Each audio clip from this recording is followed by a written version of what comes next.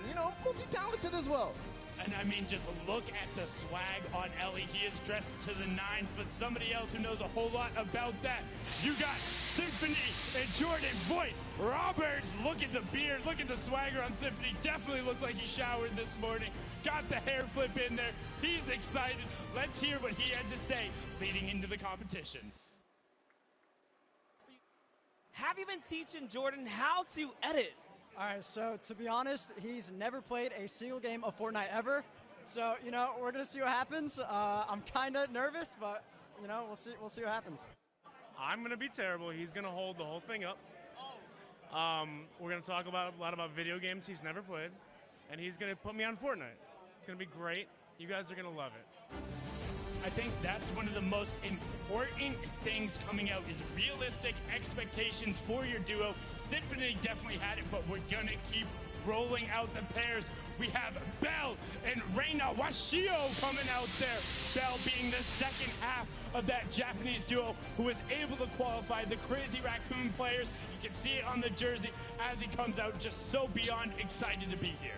And Reina Washio is a Japanese singer as well. She's actually part of 2 groups at the same time, so that's amazing. But we will be joined also by Power and Lee Nguyen. Yes, being the soccer player there, Power, of course, been around the scene from the very beginning. Excited to be over here. The Italian player is pumped. Now we have Koa and Dohain coming out right there. You can see how excited they are. Got all the content going on the competitive shooter player. And also you can see repping the Korean Open jacket was there on the stage. Shared it with our broadcast talent like Kitty and Tfue. But following them up, we have Valkyrie and Justin Jones. And earlier on, you said Valkyrie was saying she's crafty, she can play with Xavier. I mean, she's going to put it out all on the floor today. And of course, Justin Jones, the American pro football player and defensive tackle. And that's going to be a good pair. I mean, you got to have all of it together. And let's see, though, if Valkyrie did have it together. We heard her words earlier. Let's see what else she has to say. I know you're from California. Do you feel like you got that hometown advantage? Kinda. It's nice because I didn't have to fly into town for this, so I'm not jet lagged or anything. I got to sleep in, just drove over, and yeah, a little bit of advantage. There you guys see, nerves of steel. She is ready to come out there and knock it out. So you're not nervous, are you? Wait, is it obvious? I'm a little bit nervous. I just don't want to insta-die. No insta-dying. Well, that seems like a valiant goal, but I know you got more in the tank. Regardless, we still got a few more duos to welcome to the floor, so let's welcome OCMZ and Mo Kareem. Ooh. So excited. Mo Kareem, being the actor and dancer, has an upcoming movie called A Score to Settle, which you can catch in theaters. You see their pumps with either Bright Bomber leading them out. Is that some choreographed dancing going on? You got some best mates? Oh, look at that. But not to be outdone, just behind them, we have Action Jackson and Demarius Randall Balla. There they are. Action Jackson, you know him from all the games that he plays with all the content creators. He is such a fun guy to play with and be around. And you can already see it. Demarius Randall as well, the pro football player. And then also joined on the floor, it's going to be Jarvis and Myers Leonard. Jarvis, one of the best controller players in the world, and I know a lot of people are starting to know his name because he's going to join the ranks of Aiden and Nick Merckx. And Myers Leonard looks like he's ready to lay down the hammer, which he has right there. Beyond excited all the way through and on the stage. But now we have one half of each famous duo. It's Tim the Tatman and Jay Muse. One half of Jay and Silent Bob and one half of the Girthquake. You can see them. They're excited, talking all the trash beforehand. He's ready to go. Also, happy first Father's Day, Tim. Can we get a round of applause to that for Tim and Brewer? There you go. But now the other half of the Girthquake. You got the reigning Creative Showdown champion, Courage, JD, and Panic at the Discos, Brendan, Yuri. And I mean, they look so beyond excited, walking out, got all the, whoa, Balla, what is that? You see that right now? What does that say? Courage is a bot? All right, hey, first of all, for all the Fortnite fam who is in the house, we are all about spreading positivity and fun here at the block party. Courage JD is not a bot. He won the creative showdown yesterday. They had a fantastic performance. Let's catch up and see what Courage had to say going into the competition today. All right, I'm hanging out with Courage JD, Mr. Parmesan himself. Courage, after your huge win yesterday, the Llama Record Company, you've got an edge. But what's the strategy coming into today? We're going to do what we practice. Brendan and I hopped into arena for like 6 hours a couple weeks ago, and we just fried the whole day. We know we were going to land. We know what we need to do to win. I've been casting about it at Fortnite the last 10 weeks. I'm as prepared as anyone else here. We're getting the dub. I mean, big words coming out there from Courage. He seems prepared. Let's get into our final duo pairings to walk out. We have Pipe Punk and Wax Motif. Send them on out. Wax Motif being the Australian-based DJ and producer. I mean, they look so excited to be there, just throwing it out. And they are fantastically well-dressed as well, Paula. Yeah, I mean, what is... that's beautiful. But regardless, we do have to move on into the next duo. It's going to be Marky Locuras and Whit Lowry. Marky, one of those Spanish content creators, and he does it so well. I love watching his content. Buena suerte, Marky, and Whit, of course, was here last year as well. No stranger to the Pro-Am stage, but just behind them, you have Patriota and Kyla Drew. You see them coming out there, the actress, and then Patriota had a fantastic performance yesterday during the Creative Showdown. They look great. And also, Kyla, your hair is fantastic. That is great. Whoever does your braids, shout out to them. Very well done. And now, Flakes Power and the Brazilian soccer player, Douglas Costa. Flakes Power, I mean, we know his content. He's awesome. And then, of course, the Brazilian soccer player, it's Douglas Costa. We got one more duo to welcome to the floor. It's going to be Folagor and Bruce Brown. Big round of applause there for the final duo. Bruce Brown, again, being that basketball player in the NBA, trying to take out to the stage, rounding it out. And that is it for the walkout. You have the duos. Let's hear what our final duo had to say before taking the stage. I'm hanging out with Bruce Brown from the Pistons. Bruce Brown, first off, how you feeling, my man? I'm feeling great. I'm coming in. I'm ready to play. I've been practicing, so we'll see what I'm doing tonight. Okay. All right, what's your strategy going into the Pro-Am?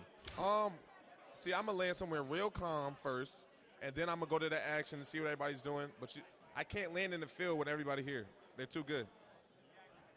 Okay. Is there another duo out there that you got your eyes on? You're like, I want to stomp these guys out. Who is it? I'm coming for Reggie Jackson. Be ready, Reggie Jackson. I'm coming for you. Wow, just straight for it. No hesitation whatsoever. Reggie, you got a target on your back. But again, don't forget, it's Sunday, it's Father's Day. We're at the Fortnite Summer Block Party, and it's all about positivity. Have a positive message. Be here to support each other. People are out here bringing their friends, bringing their family. And you know what? You guys have been great so far. The round of applause for all of the players. But I mean, come on, what are these guys doing over here? I saw the sign earlier. We don't call people, is that, bestfortniteduoever.com? I feel like I've heard somebody plug that before, Paul. Is that a thing? Bestfortniteeverduo.com. Oh my God! Oh my God, it's Jordan Fisher and Benjamin Dr. Lupo. We talked about it before. We can't do math. We can't count. It was 49 duos. The 50th duo will now be walking out and take the stage to round out the rest of the competition. Ladies and gentlemen, boys and girls, can we get a big hand for all 50 of your Pro-Am duos?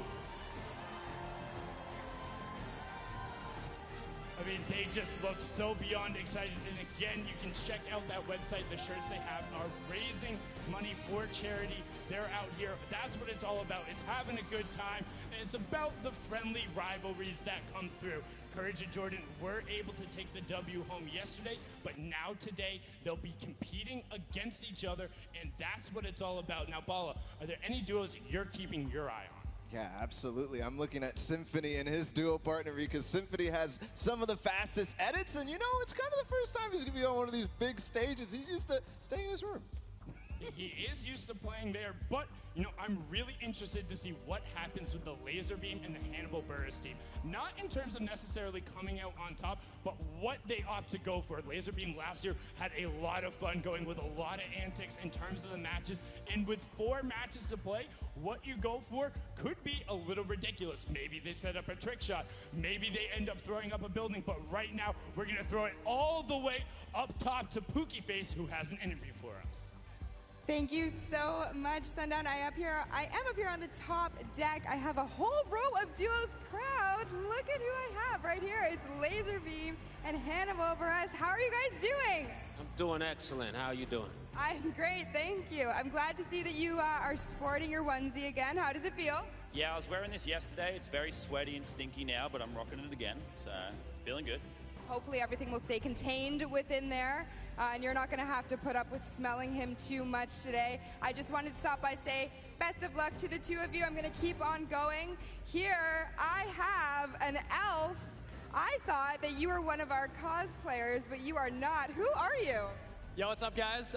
It's Lachlan here. I'm here as codename Lockie, but I don't have my hat on right now. Here with Cody Walker, and we played a couple games a couple days ago. It's going to be pretty interesting. Looking to hopefully make late game in at least one of these, and yeah, it's going to be good. Perfect, thank you. And how are you feeling going into today's game? Oh, I'm stoked. We're just going to have some fun, and we're going to raise as much money as we can for charity. It's going to be great. That's an excellent way to approach it. Thank you so much, guys. I'm going to make my way down here a little bit further. So we have Loser Fruit, and we have Joel McHale. Joel, it's my understanding you're a bit of a funny guy, right? I can't hear you.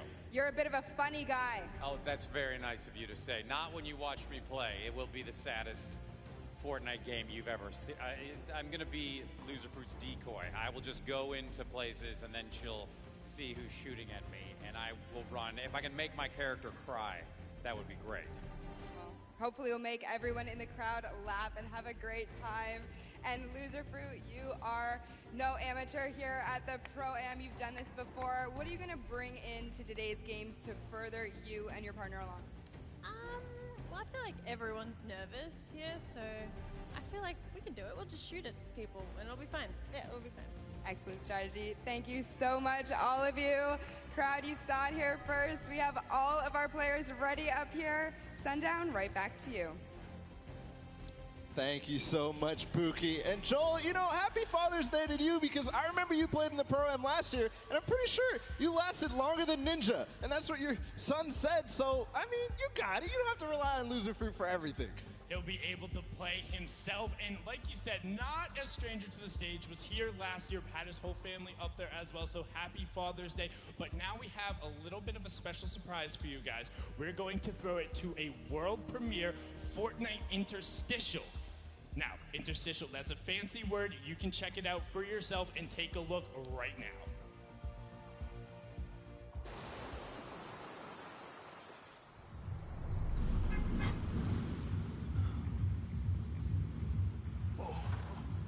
Hey! Hey! Hey!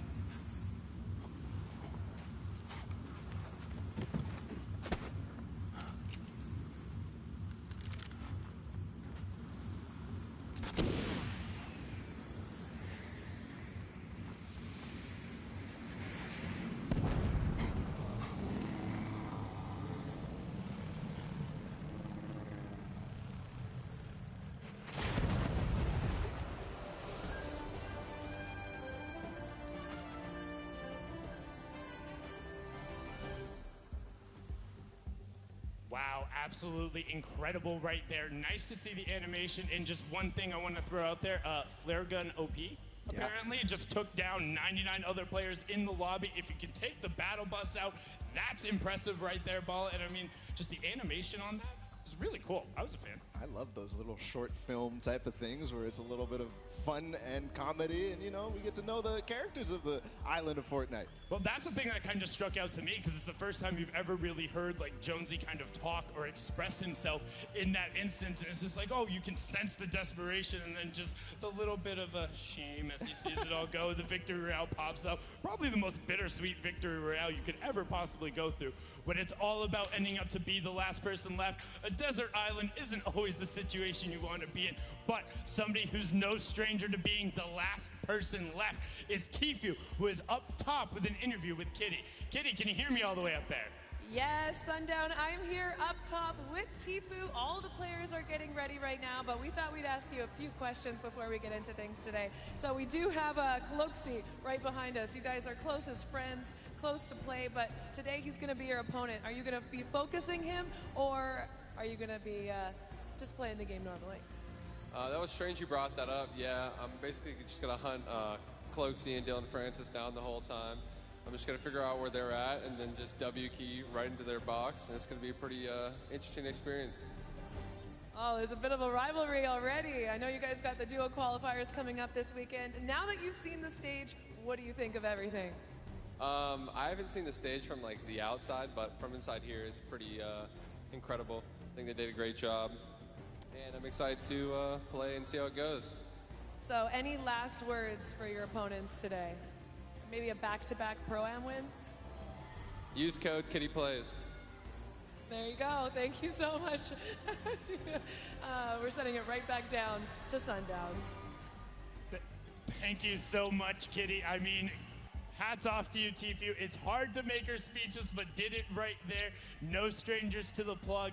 But, I mean, you can tell having a little bit of fun there. Telling Cloaksy and Dylan, it's like, hey, if I see you guys at all, I am flying, and I'm not going to let you go. You know what, one thing? I want to ask the crowd right now. Who do you think would win in a 1v1? Do you think it'd be Tfue, or do you think it'd be Cloaksy? Let me hear it for Cloaksy.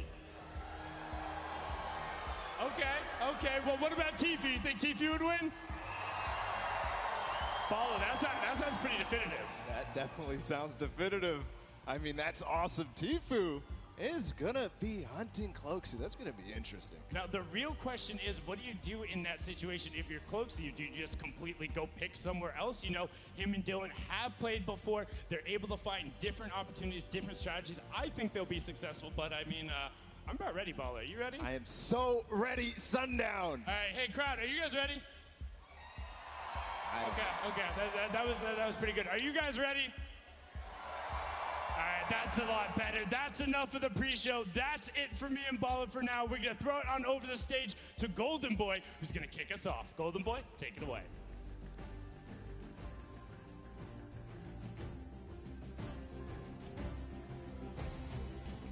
What's going on, LA?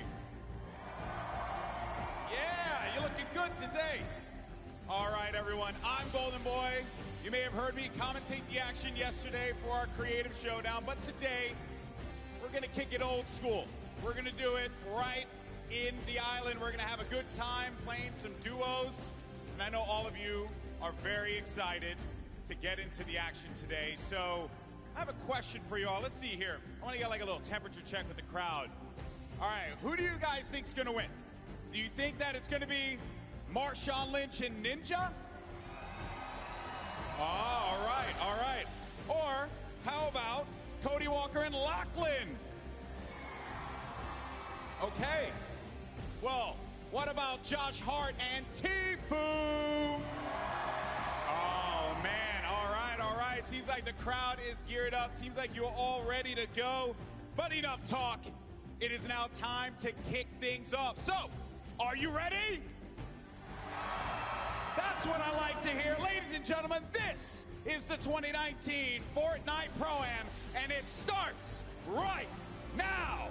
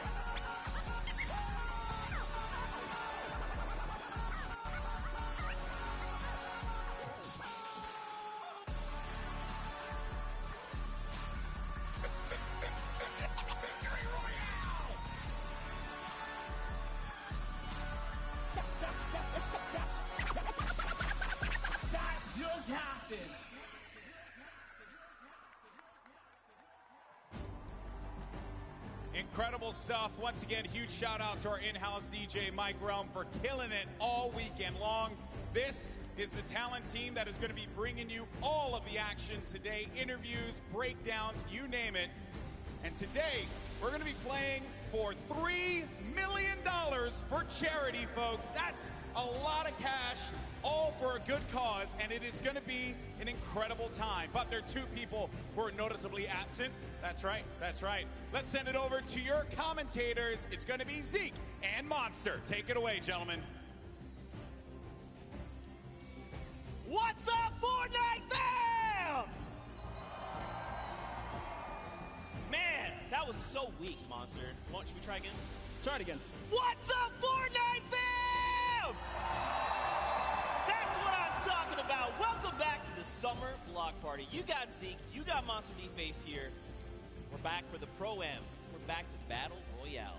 That's right. We are here again with the Pro-Am. And, man, I heard a lot of hype for Tfue, but not enough hype for Ewok, because I want her to represent for the ladies out here today. But anyways, let's go ahead and hop into the format so you guys understand how these guys are going to be competing here at the Pro-Am.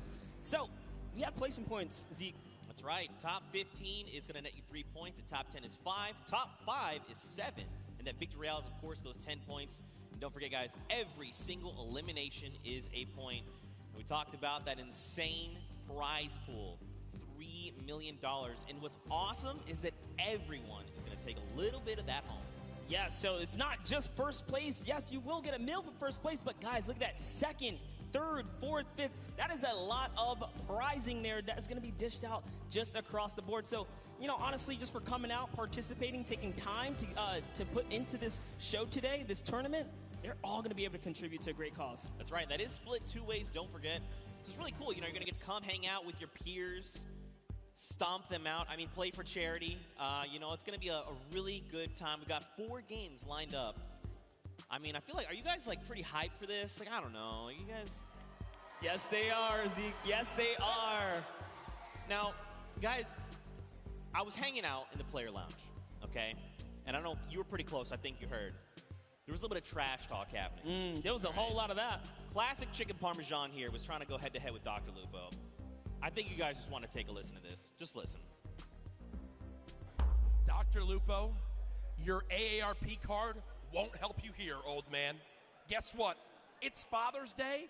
I don't care. My gift to you, as the dad that you are, is a Q. Okay, I'm sending you back to the queue, bro. Literally, you stand no chance. Guess what? This isn't a singing and dancing competition, so having Jordan Fisher as a partner isn't going to help you here. When you put 2 average players together, it doesn't beat 1 God-tier player in me.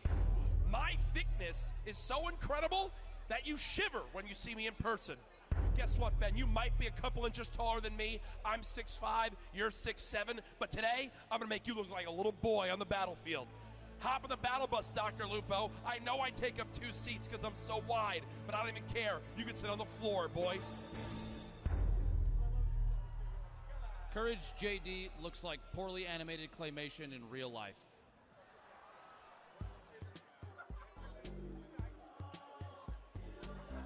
Sometimes things, that was pretty savage, honestly. Like, I was like, dang, that's a lot of smack talk coming out of Courage. And then Dr. Lupo just hit him with the one. Dude, that wasn't ready for that. That was heated. And, you know, not only that, and credit to Lupo, man. He is one of the wittiest people that I know. That is not the guy you want to go kind of toe-to-toe in a little joking frenzy. He will get you. I mean, listen, Courage JD is pretty wide. He's a pretty thick boy. So Lupo needs to be careful. Now, they've got 2 fearsome competitors. You got Jordan Fisher on one end and Brendan Urie on the other. Both very, very good at Fortnite. Now, you know, I feel like it's probably only fitting that we hear from them, because I mean, like, that was pretty good, right, guys? Like, I mean, in a fight, I want to hear, we'll do this kind of what Sundown did, and in a fight, who wins? Dr. Lupo and Courage, all right? So let's first hear for, do you think Courage JD would win? Okay, what about Dr. Lupo? Again, seems pretty definitive, and I think, you know what, why don't we send it over to Pookie Face and hear from them firsthand after that audience reaction? Oh my goodness, Zeke. I am down here on the floor with these 2 teams, and tensions are high. I can definitely tell you that much. Now, whether you call it beef, whether you call it chicken parmesan is really up to you to decide. But you know what? There's been kind of some animosity between these two. Lupo, why don't you weigh on that for me? Listen, it's not my fault that Courage JD ate all the chicken parmesan before the crowd could have any, okay? Just saying. That's all. All right. And Courage, how do you retaliate against that? You know, there were some signs in the crowd earlier. How do you respond? Listen, I'll let my facts speak for themselves, okay? $366,000+ raised for charity in the 2 events here. Top 120 Fortnite earner of all time. Better of the 2 casters between me and Lupo, just ask Epic. And I got the better looking, better singer and dancer of a partner in Brendan Urie. Sorry, Jordan, you're good. But we got high hopes for a living brother, and guess what? We're about to show you what's up on the battle bus, boy.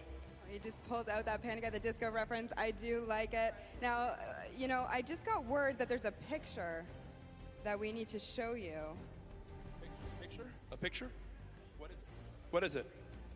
There's a picture of Lupo and oh, wow, that is something. All right, well. Yeah. Do you two have a picture like that, Brendan? We don't need that. They are simply put a pro and an am. Yeah. This man has the looks of Shawn Mendes and the voice of Ariana Grande. We're going to win this thing. Hey. And the body of a pumpkin. Okay. All right, you know what, Jordan, last thoughts. What do you got to say to these guys? I have many. Truly, at the end of the day, I'm just hoping sitting so close to Jack, his gravitational pull doesn't pull me away from my keyboard and my mouse. But I think even so, at the end of the day, the cohesion, I mean, you saw it in the picture, right? The cohesion, the practice that we got together on stream this morning. It's a shame. I wonder how long it's been since you guys have played together. But, you know, we're really looking forward to the day. Honestly, at the end of the day, it's for charity. And thank you, Epic, for having us. Appreciate it. BestFortniteDuoEver.com. Thank you so much. I could not have said it better myself. Thank you, boys, so much. Hopefully we can get everyone settled down. Zeke, back to you. Oh my gosh. It is just going on here, Zeke. I am absolutely devastated.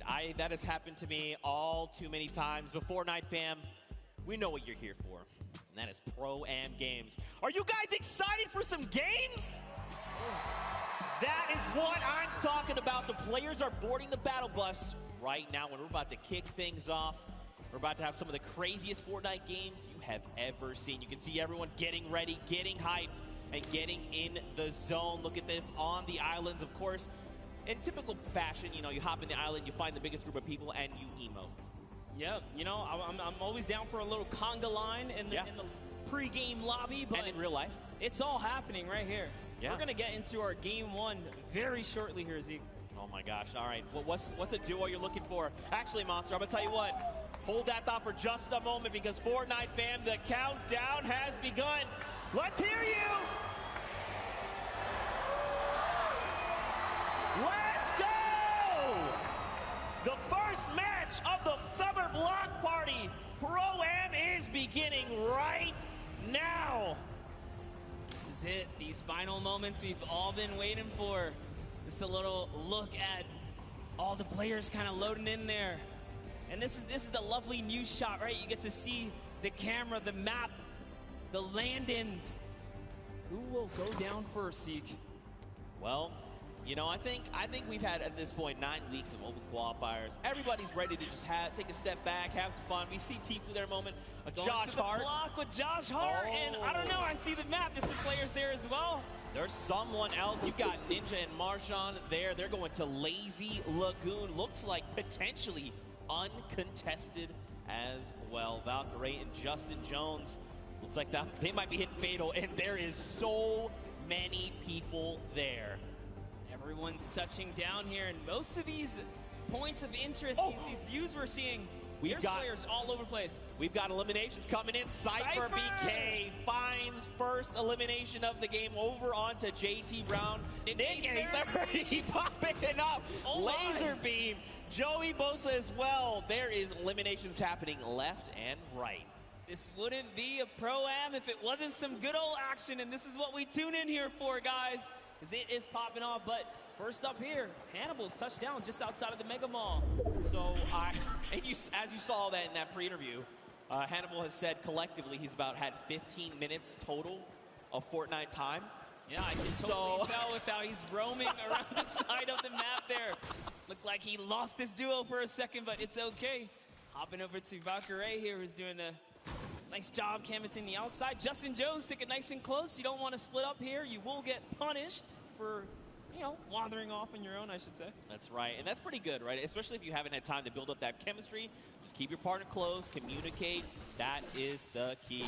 Look at the loadouts, though. Now, you know what's weird, Monsters? I feel like we've been, you know, the open qualifiers have been hopping in circle 4, 5, and 6 and beyond, and now we're going back to the beginning, back to roots. Love some good old nostalgic early game action, because this is, or these are the, you know, kind of tidal waves that you get here in Fortnite, the low tides, the high tides, and it all comes down to every single interaction. Here's Tfue, guys, already has an elimination. I believe that was over on Cray's partner as well, because we saw her there for just a moment. Yep, and she's hidden somewhere in the block, not making a sound here. This is not the person you want to go against. Oh, man. Take a look at the first storm circle there.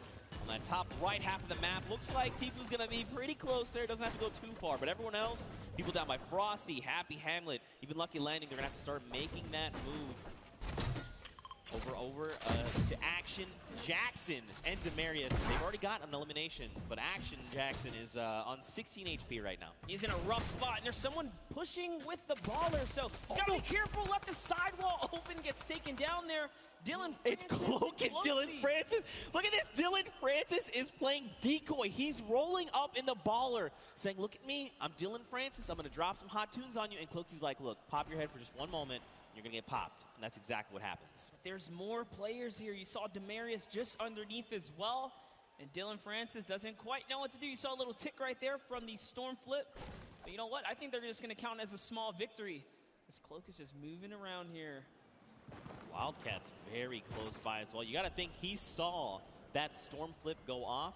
Look at this. Demarius is like, look, just going to play this really slow. Don't build anything. Just use that natural house cover. Just crouch down. Keep the footprint here to a minimum. Listen, in his poor mind, he's like, Action, they brought you here to come help me? How dare you go down so soon? Looks like Wildcat having a similar, being in a similar situation there. Janina has been knocked out, and so Wildcat's got to figure out what he's going to do. This would have been huge for Demarius if he had gotten to that baller, but Wildcat already on and looking to make those rotations. And don't forget, if he picked up the card, he could potentially go for the revive, the revive over on Janina. Yeah, good call, and you already saw him kind of pushing up towards the polar peak to make that happen. And oh man, I talk about wanted to see Ewok be successful, but no! Aiden just came out and shut that entire dream down. Aiden making quick work of Kurt Ben Kurt and Ewok. Aiden, I cannot believe you did that. Ewok taught you how to sign Ghost, and this is how you repay her? I'm so disappointed. Don't forget, Aiden is also a World Cup final qualifier, so he's looking to represent huge. But overall, to Joey Bosa and Nick 830. I think you guys think Nick 830 is pretty cool, right? Nick 830 is great. Losing on there. Here it is. Talking about my boy Nick, man. He's got some shots there. That player does not have any shield. He's on 3 eliminations. Look at the aggression. Doesn't even care to pop these minis right now. And he gets punished. So, down sight from Lemonix. Now, this is where things get a little difficult, right? Because they're going to start applying pressure. Joey's got to get their very fast builds coming out of Joey. I like this. Now, the question is, do Lemonix and his dual partner, Brian, do they try to get aggressive? You think they're just going to let this revive happen? I don't think there's much they can do. They're trying to push towards him, but Jimmy's down in the field, so there's something already going on there. Yeah, and that's a heavy sniper. They got to get out of there ASAP. This is not the fight that they want. This is a fresh duo. It's 200 shield as well, or 100 shield and 100 health. They are very, very tanked up right now.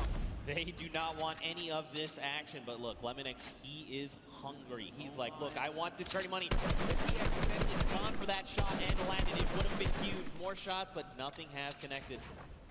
Jarvis finds himself an elimination, and we're still at 38 duo sponsor. Don't forget, top 15 is that initial threshold for points. We still got a long way to go. You know what? I'll tell you this. I'm surprised. There are 71 players still alive right now. Yeah. As much action as you saw just kind of unfold and pop off at the start, dude, I didn't think there was going to be that many guys still alive this late in the game. Yeah, man. Look at this. Pressure plant. You got Grime. You got Airwax over from Solary. Up on that Sky platform. You got Matt and FX Sad. Look at this. FPX Sad, excuse me. They're just chilling, man. They're just farming up as much as they can. Now, don't forget, Airwax as well over from Team Solary.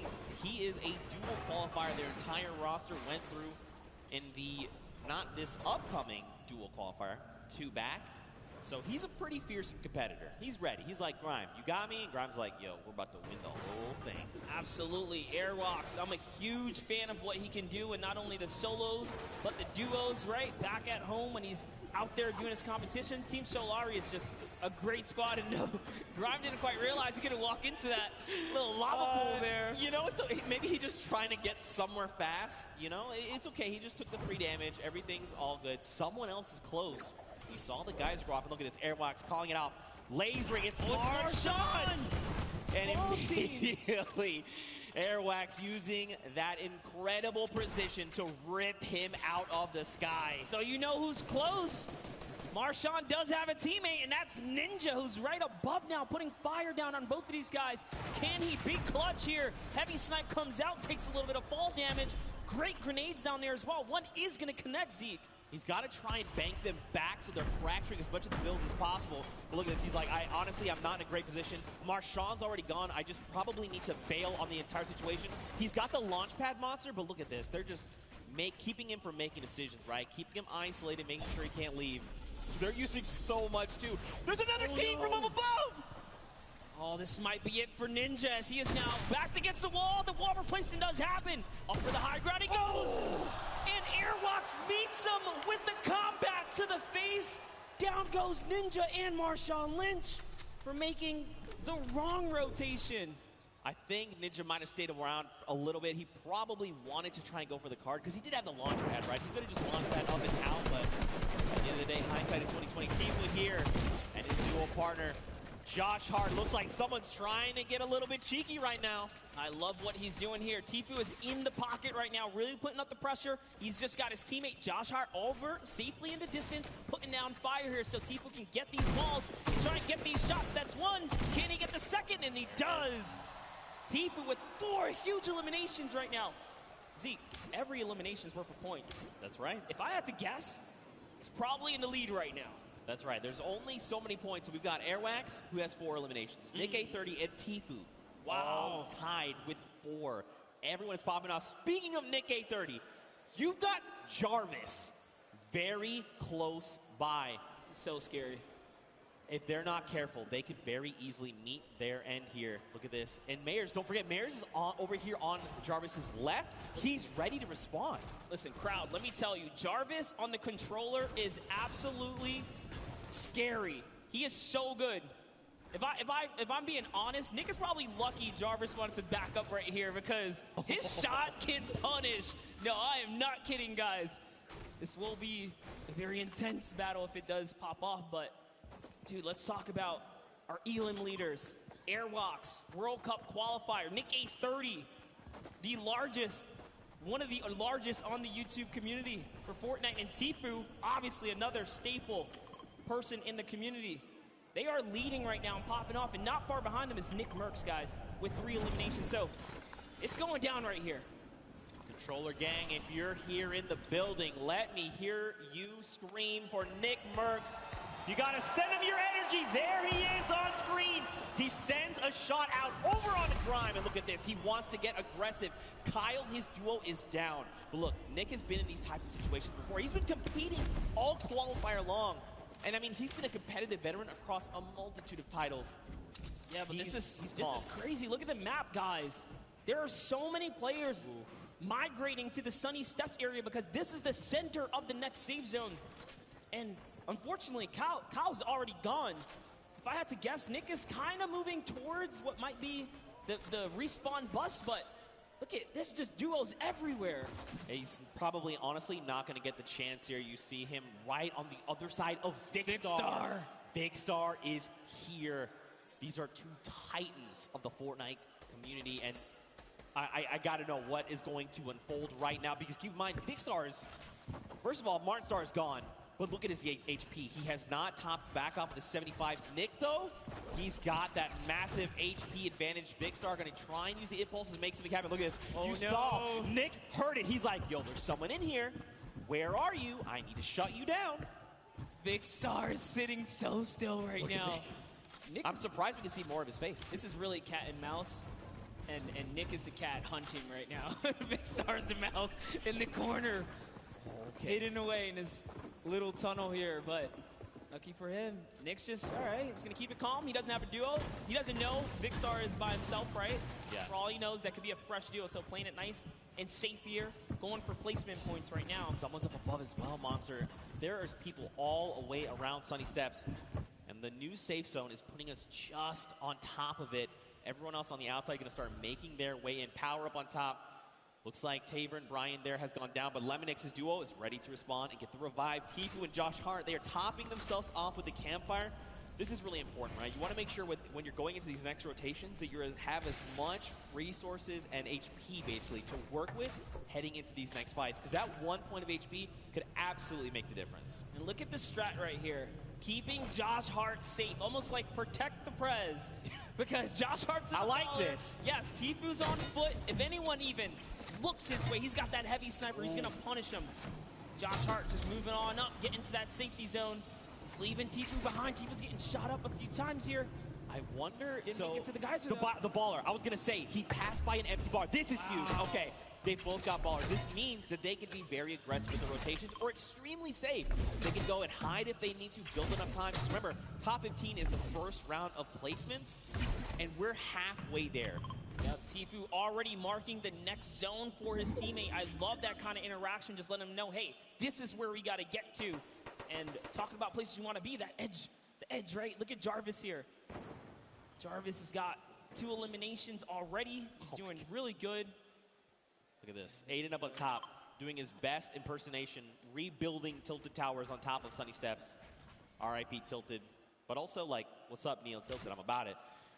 31 players currently in this game. 31 duos, excuse me. 54 players. So check out this safe zone, right? You've got a lot of players already inside on Sunny, but there's even more that are coming in right now because this zone is closing. Another 53 seconds, and then we're going to get a smaller zone to work with.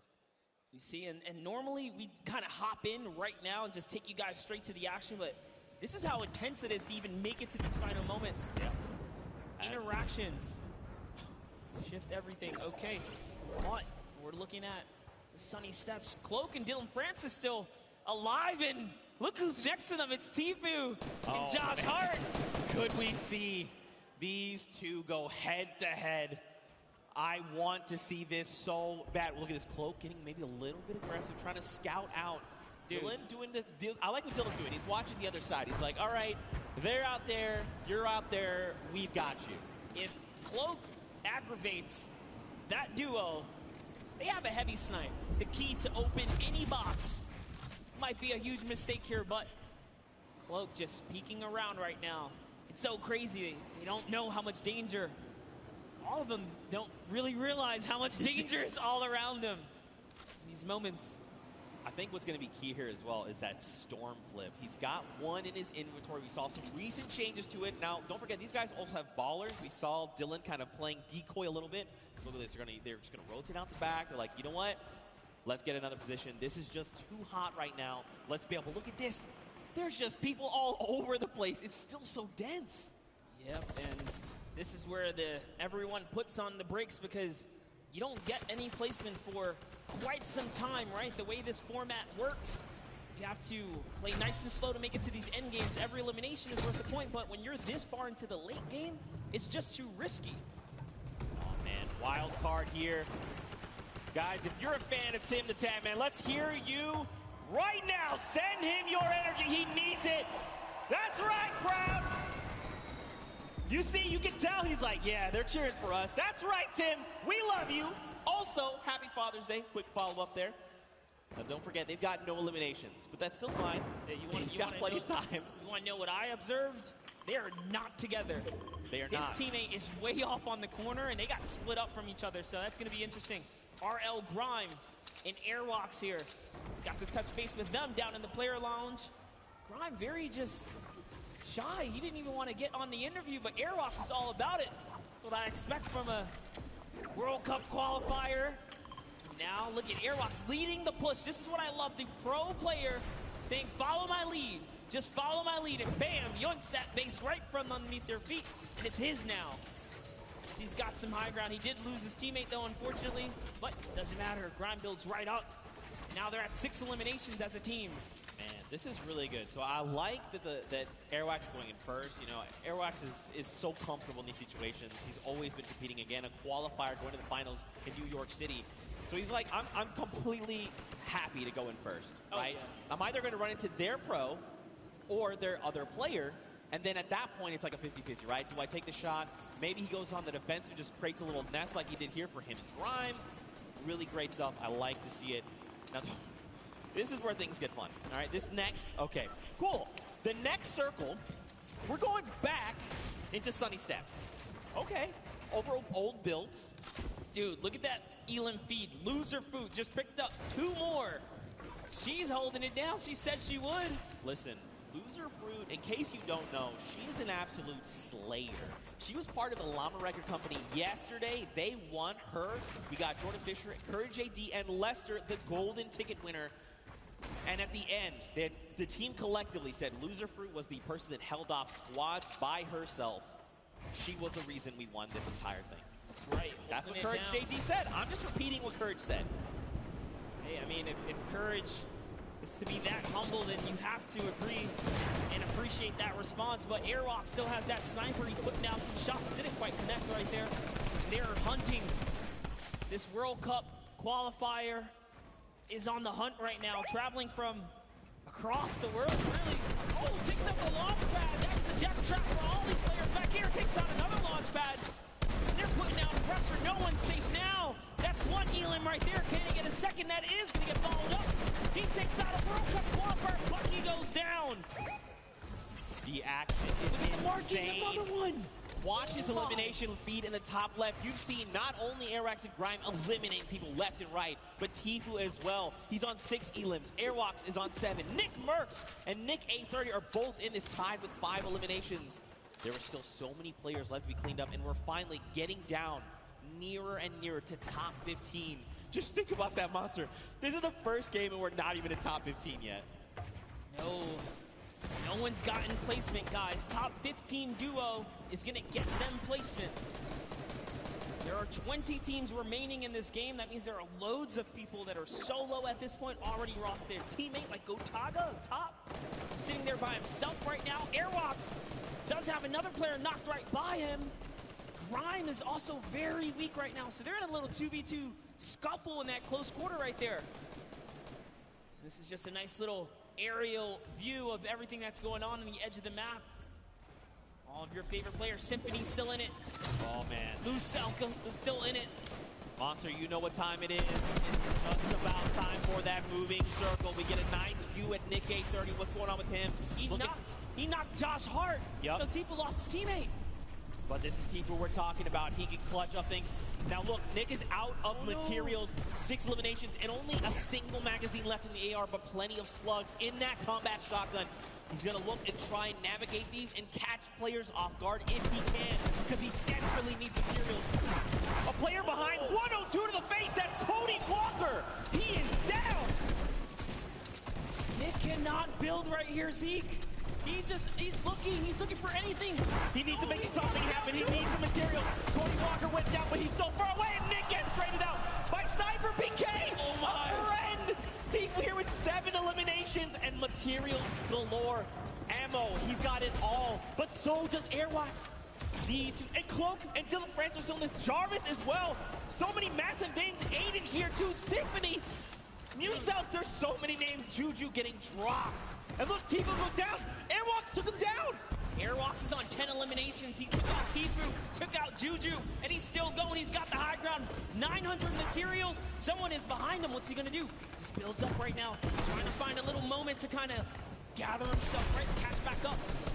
And off he goes. He's got shadow bombs. Is he gonna start rotating? He's got to. He's got to go perfect. That's right. Let everyone else battle it out. Just ignore them all. You're one duel away. Cloak and Aiden both go down. They go down the crossfire. It's a free-for-all right now, just like you said. Oh my, can he get this one right here? That's huge. Finds another one. He's at 11 eliminations. He finds someone else in the zone. That's another top 4 situation. That was Lachlan. He shuts him down.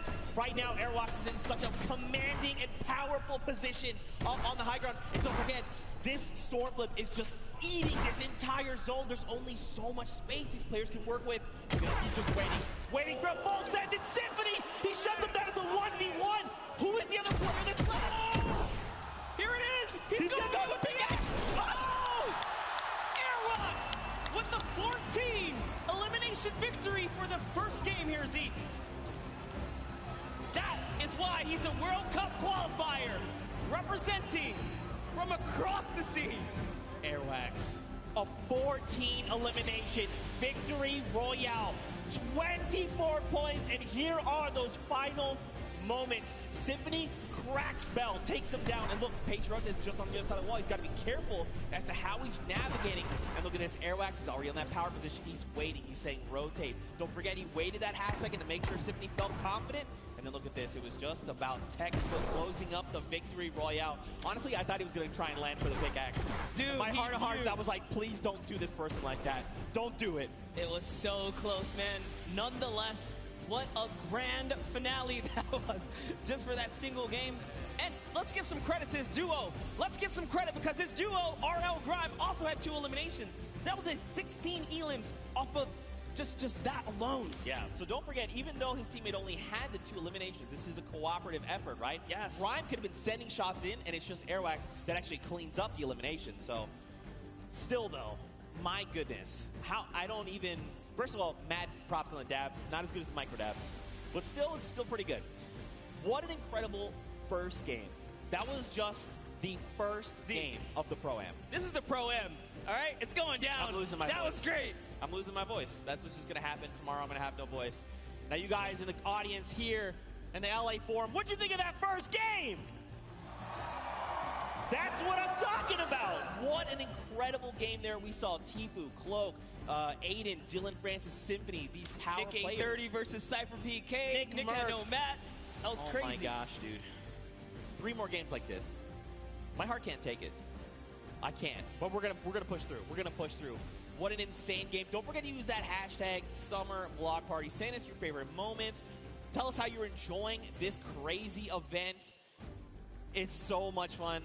Dr. Luba put it best. I believe what he said. It comes once a year.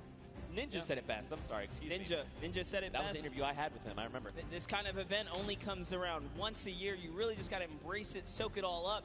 And this is what happens when you put competitive players with, you know, some big profile celebs, man. Anything can kind of go down. We saw at the end there, it turned into a good old-fashioned solo, though, too, right? Yeah, for sure. It's like, all right, celebs, you guys hold it down. Wait, it's time to get serious. And it started really punching to the metal right there. I feel like it's always going to be like that because, like, you got to think if you're like someone like Tfue, right? You're like, okay, I've been playing these qualifiers. Like, I have a set competitive way of playing. You're like, I'm going to relax. And then you see, like, a guy, like, one by one a certain way, like, faster than everyone else. You're like, you know, it would be Cloaksy? It would be impressive if we can get a serious duo to just kind of stomp all the way through. So, you know, give a little extra shout out to whoever can pull that one through. Yeah, for sure. Now, of course, we've got to send it down to an interview with our winners, Airwax. So we're going to send it right now and over. Hey, Zeke, thank you so much. I am down here with Airwalk and RL Grime, our first winners today out of 4 games. You guys performed exceptionally well. That many eliminations, I don't think any of us thought that we would see it today. Can you walk us through what it was like during that game? It was easy. It was easy. It's simple as that. I don't know if it was 50 pros and 50 amateurs, but I only saw 98 bots. Whoa, we got some fighting words already. Amazing job, though. So, RL Grime, one question. What is it like performing music around the world versus performing here and competing on this stage? Yeah, it's very different. It's nice having a teammate to help you up there. And luckily, my teammate's a beast, so yeah. Yeah, your teammate is a beast. Well, good luck, you two, going forward. I'm really looking forward to see how well you do in the next 3 games. Thank you guys so much. Back to the casters. Thank you. Thank you so much, Kitty Plays. Man, Airwax is putting in so much work there. And Grime as well. These guys are a fearsome competitor. Listen, Grime makes music. He might just have to write himself a little symphony of what went down here today for Airwalks because, man, that guy's he's a person. That's for sure. It's 98 bots? 90, that's a personality. That's right aggressive. All right, that's aggressive way. But don't forget, in the interview we had, I was like, hey, you know, like, is there another duo you look at? And I always do this, like, toss out the, like, are you guys the best? You're like, you're the best. He's like, no, I'm the best. I'm Airwax. And I was like, okay. You won first game with, like, 16 elims as a duo. So, okay. All right. I like to see it. Yeah, and, you know, talk about things you like to see. Let's go ahead and send it down to Sundown, who's got, you know, a little breakdown of some of the things that went down today. Thank you so much, Monster and Zeke. And I actually had an opportunity to chat with Airwalks and RL Grime right before us, and they were like, you know, I don't really feel like doing interviews that much, but if we win a game, maybe. And then, boom, right out of the gate, Airwax said, I'm going to win the Pro-Am, I'm going to win the World Cup. It doesn't matter what it is, but now let's take a look into what happened in the last game and a little bit of the action. So first, we're going to hop on board here with Tfue, see what's up, takes that TAC AR, and then just right away rips Gray apart. Brilliant shots there, and on board with what ended up being our Victor Royales. You can see Airwalks taking great shots to the sky. RL Grime throwing some shots over, and that was Marshawn Lynch. You can immediately see how Airwalks checks above him, where those shots around, knowing that Ninja is lurking and around in there. The shots come down. They both make sure they box up, but from a combined effort with Grime throwing down shots with the AR and then able to take it away, Tfue putting pressure down with that tactical shotgun, what he does best, picking up Do Young Kim, and then Nick A30 going to work, showing off the accuracy of the tactical AR at range. Just brilliant to pick that one up and getting the full elimination onto Xavier Woods. And then Pipe Punk showing off that sniper rifle, the semi-automatic. It gets a lot of error, but Valkyrie caught that one. Yeah, give him a little bit of PogChamp up there. And also, you know, they said Airwalks put in the work, but RL Grime put in the work here, saying, my song for your Adams, well, how about for my builds? Getting a nice little double ramp up, one by one-ing himself out, and then editing down and reset. I see you putting on some work there on the side, but brilliantly done. Game one was fantastic, some great moments, but we're gonna throw it back up to the casters at the desk. Monster and Zeke, take it away, gents. Thank you so much, Sundown. We are back there. Good to see Courage AD looking so good. Dr. Lupa and Jordan Fisher. And don't forget, we've got 3 more games on deck. We're getting ready to head back into the next one. Of course, everyone's reboarding the battle bus. That's the way it works. But really quickly, before we hop into this next game, let's take a peek at the standings. I'm curious to see how things are shaking out for these players. Because Grime and Airwax, I mean, no that surprise. lead. Absolutely no surprise there. Airwax way up at the top. But hey, look at through 2nd through 10th. Cloak and Dylan Francis, Tfue, Josh Hart, Aiden Losky, Symphony. Did we expect anything different? Nick A30's up there at 8th place. This is awesome for them. They're still in top 10. This is anyone's ball game. That's right, and it only, you know, if this is just the first game, even if you were eliminated 100th, it's not that big a deal. You got 3 more games to show up. You just need a game like this, where you get 26 points, and here we jump to page number 2, more names. Don't forget, everyone's going to get a little bit of that pie for charity. So many big names, so many more games to hop into, and of course, I cannot wait to get back into the action.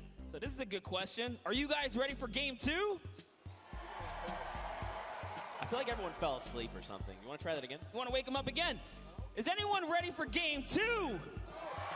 There we go. That's what we're talking about, Fortnite fam. You saw top 5. You know how insane these next few games are gonna be. Let's hear it one more time for all the players playing in the Pro and make some noise! And here we go, Monster. 4, 3, 2, 1. The battle bus has launched, and we're coming in over Gus, heading by to Snobby Shores. Almost a perfect cut down the center of the map, and yet again, you get to see all the players' perspectives, see how they're zoned in right now. They want to try and get some of this charity money. They want to be the best among their peers. They want to say we for the Pro-Am champions. Yeah, not only that, you take home a sweet, sweet trophy. Remember, there's only 2. That's right. Well, now, so there's 4 in the world, and Ninja and Marshmallow took last year away. Oh, yeah, they already own those. So, you mean, if you're like Ninja, I'm thinking, I want to try it. I'd like a second gold pickaxe, you know, then I have 2, and then I can kind of dual wield them. I hear some people chanting, "Let's go Ninja." That's what I'm talking about. Of course, of course. But here we go.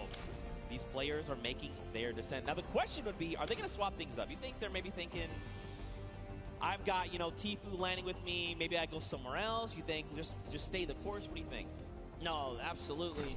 I think my rule of thumb is if you land in game 1 and you get just taken out, maybe give it another game. But if it doesn't work a second time, man, it is time to get out of there.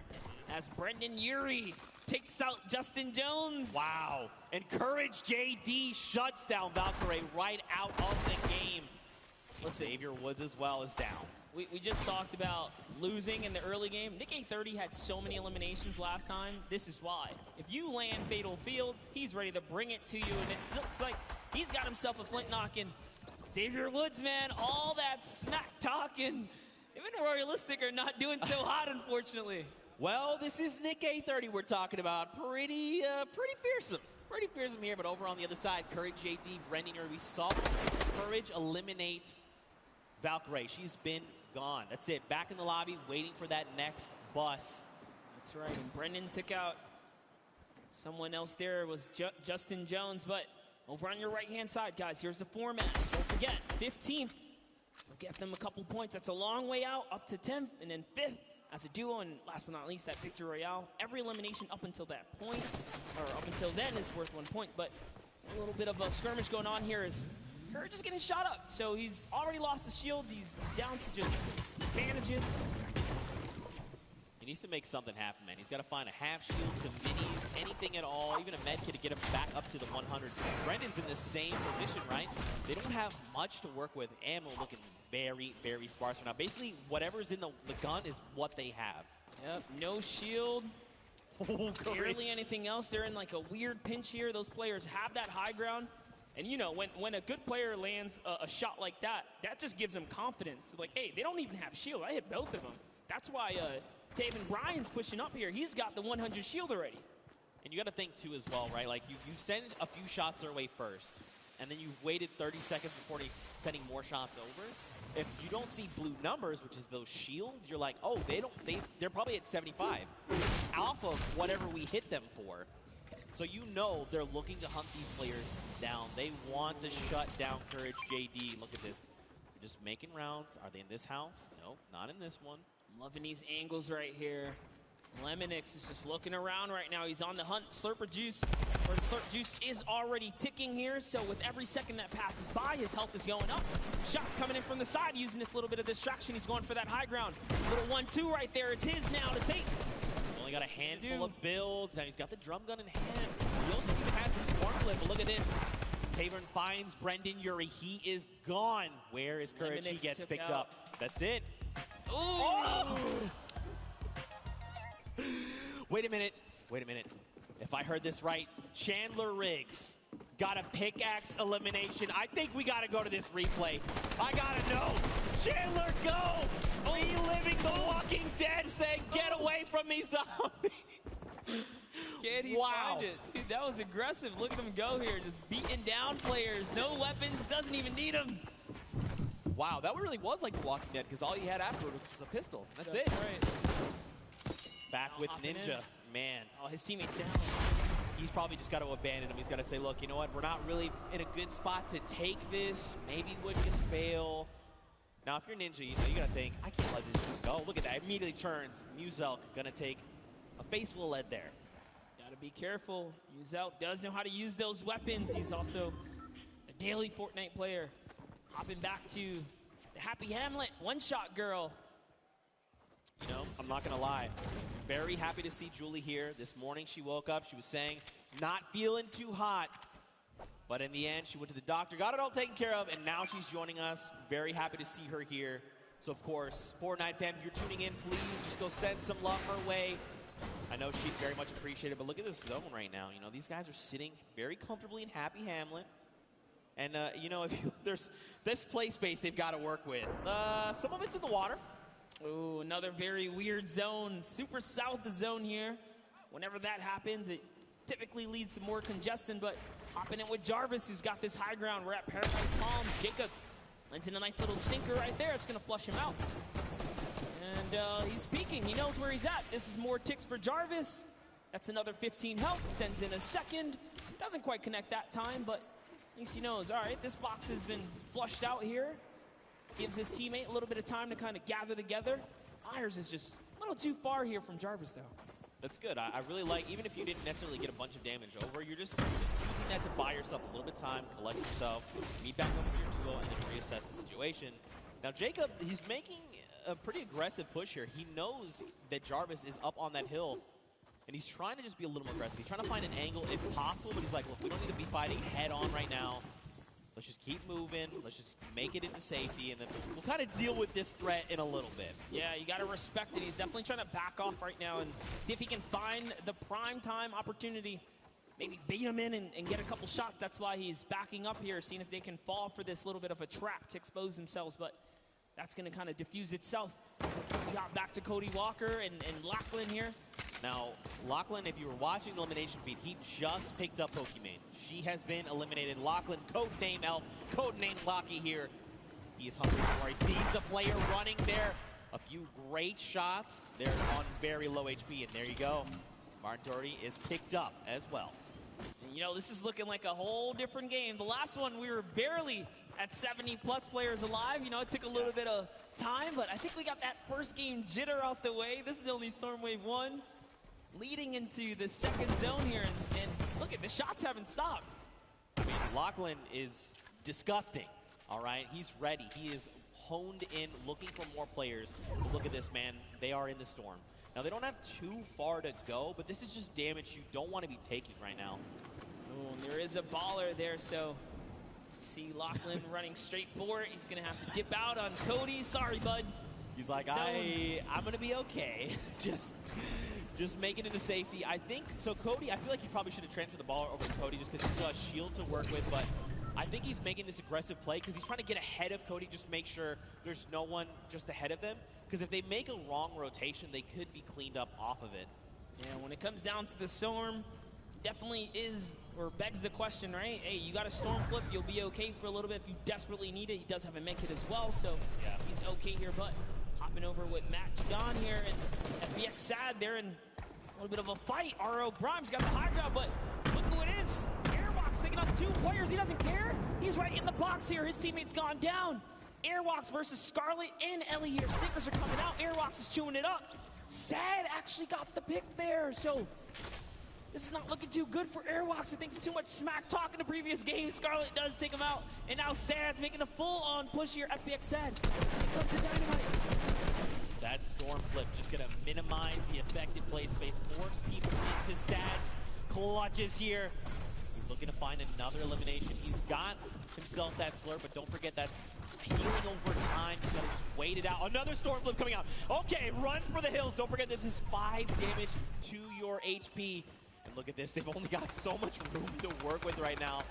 Sad finding himself in a little bit of an awkward position. Look at this. Fuse up gets here. He's like, hello? Are you fighting? I'd like some of this, please. This is just perfect for Sad here. Now he's just turning everything around at this point. Matt needs to jump in here and help his teammate out. Is he going to be able to do it? Yo, look at Sad with a quick Eddie right there showing why he's here today. Hello, representing Bye-Bye Yourself. You jumped into the wrong battle, buddy, as he is still holding it down. He's going to make Muselk very sad after that performance. Come on, guys, you know I had to. Now, the question is, what happens next? Juju is by himself. He's sitting in a 1-by-1. Now, he doesn't know there's a launch pad. We see the launch pad. Don't tell him. Got Ellie and Scarlet over there. And Sad is now just thinking, okay, I definitely know there was a duo I was fighting. Muselk tried to get cheeky and tried to go toe-to-toe with us. Mistakes. Oh, no. Jordan Fisher has been eliminated there in the top left in your elimination feed. This spell disaster. Koa definitely someone to be afraid of, traveling all the way from South Korea to be here today. But Scarlet and Ellie, man, just you gotta respect Sad. He pushed off 4 players in that situation.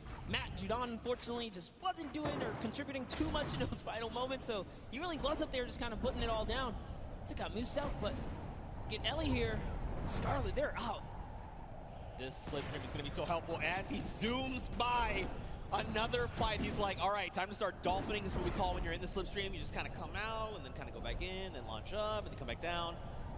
Now over to Ninja. Oh my goodness, look at this. Marchand yet again has been down. So Ninja's got to make something happen. Hopefully he picked up the card because there is a respawn van here in Lucky Landing, but look, there's even more players. Ooh, Ninja and Bucky. Oh, Bucky's Lupo is here. Tfue is right around the corner. And Dr. Lupo's right above that as well, but Ninja trying to take on Bucky. No, this is the wrong player to fight. Bucky's already qualified for this. Oh, he tried. It doesn't even matter. Kenneth and Bucky push right on through. This is why he's going to the World Cup, guys.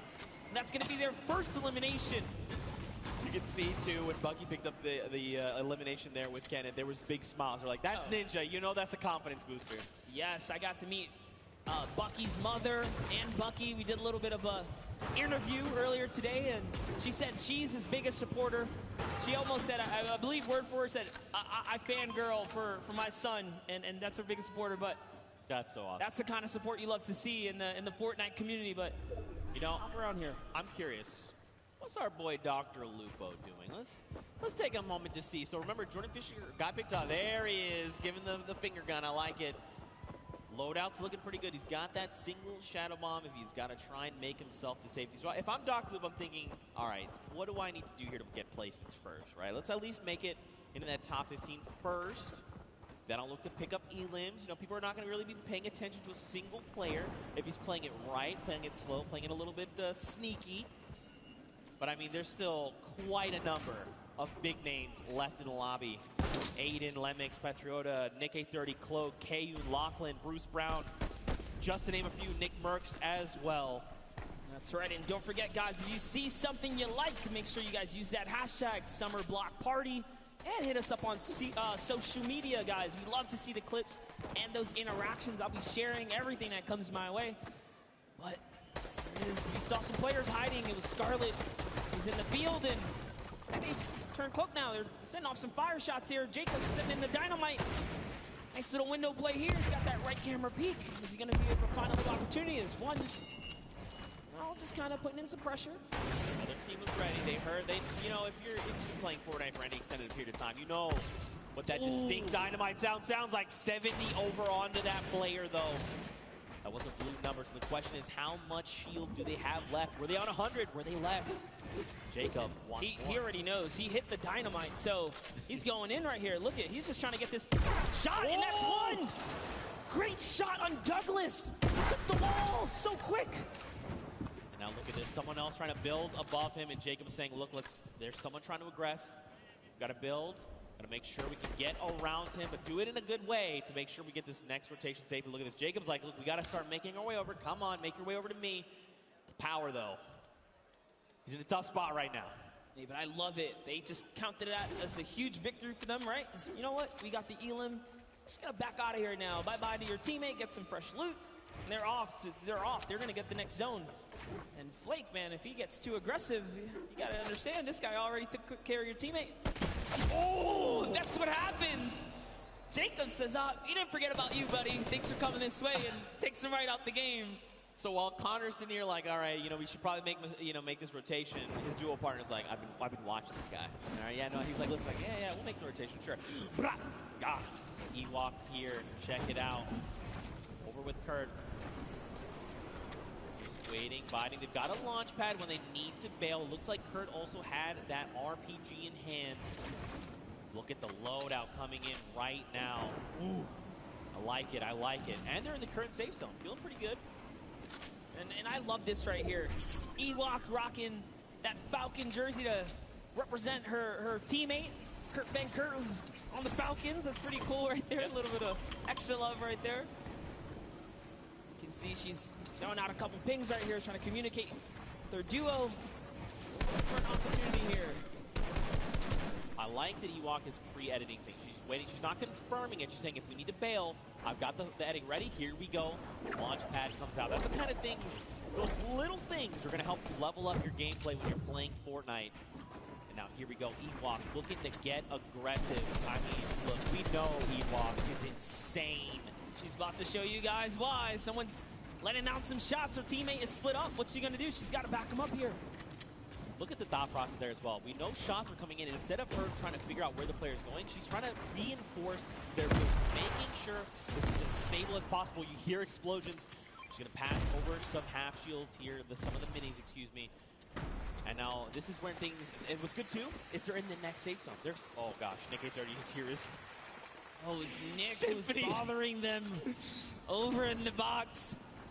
Oh goodness. Okay. This is going to be a good battle here, Zeke. We might see unfold in just a bit. Ewok messing with a couple edits, trying to decide where she's going to want to be. Got another See minute. a couple fun facts about the player Cam. Ewok, a 13-year-old streamer. I think you're the youngest Fortnite player here at the Pro-Am. So, the youngest competitors we see here. No! Oh. Nick wins the exchange Gets a right shot there. back. It was very close, but Kurt, you got to do something. You got to go quick. Start applying pressure. He's trying. Oh, so close. Kurt almost won the exchange right there, but Nick was just a little faster on the draw. Beat Ewok to the wall and punished in those moments. Nick had a fantastic last game, was only shut down because he didn't have materials. You guys tuned in a little late, but he made it all the way through to end game, and now look, they have 4 eliminations already. Don't forget, they're also in the top 10, like literally on the leaderboards, the standings, so showing you guys why. So take a look at Tfue's kind of trailing behind, no eliminations. If you've been watching the Open Qualifiers, you know this is classic Tfue. He's got an abundance of material, sitting on a nice little perch with a bird's eye view, waiting for enemies to make a mistake. He is so good at capitalizing on any little error that enemy players make. If they make a wrong edit, if they make a wrong build, a wrong rotation, he is always in the right place, in the right mindset to take advantage of that. Josh Hart and him are going to begin their rotations there. Now, I always say this, don't forget, top 15 is the first round of Blazing points. We need another 7 duels to fall before those points come out. Jordan Jones and Gotaga going to be picked up there in the elimination feed. And look at this next half in, half out, man. That circle is dangerous. It's better than going south, though, because at least they're going to stay on the land. So you got to count your small blessings while you can right there. Now another look here. Tfue always got those front row tickets. He was like, I'm sitting up on this perch. I'm telling you what, let's come over here and build a new perch. This is my home. Chris Thompson's got that minigun. He doesn't have a lot of ammunition. He's actually really hurting here. Fortnite term, we like to call this shambles. He is in shambles. They want an elimination. They need something because, like you said, man, they've got basically nothing to work with. Now, he's probably calling out this enemy team here in front. You gotta think Dank Ops is probably up on the high ground, just above him. Just getting a nice little, surveilling the land. You know, who do I think I see? I recognize these types of builds. He's just looking all around. He's like, oh no, slips out the build. Took some fall damage right there. Gave a little too much pressure. He's trying to sneak underneath those builds. He's looking at his team like, man, I'm so sorry, dude.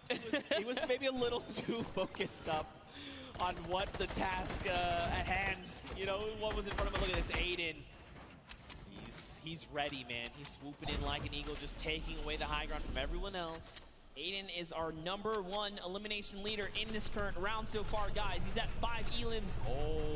That's a storm flip. It's pushing him way up top. This is scary because the higher he goes, the more unsafe it becomes if it's not held up by too much. He's got to be real careful. They don't seem to be in any danger right now, which is really good. He's got a rift. You know, making the quick rift play as you're falling, pretty tough. Nick Merckx, though, going to be picked up by Connor Bell and Jacob and shut out of the lobby, especially at a top 15. You hate to see it. More eliminations coming in. Josh Hart as well goes down to power, and look at this. Aiden finds Patriota.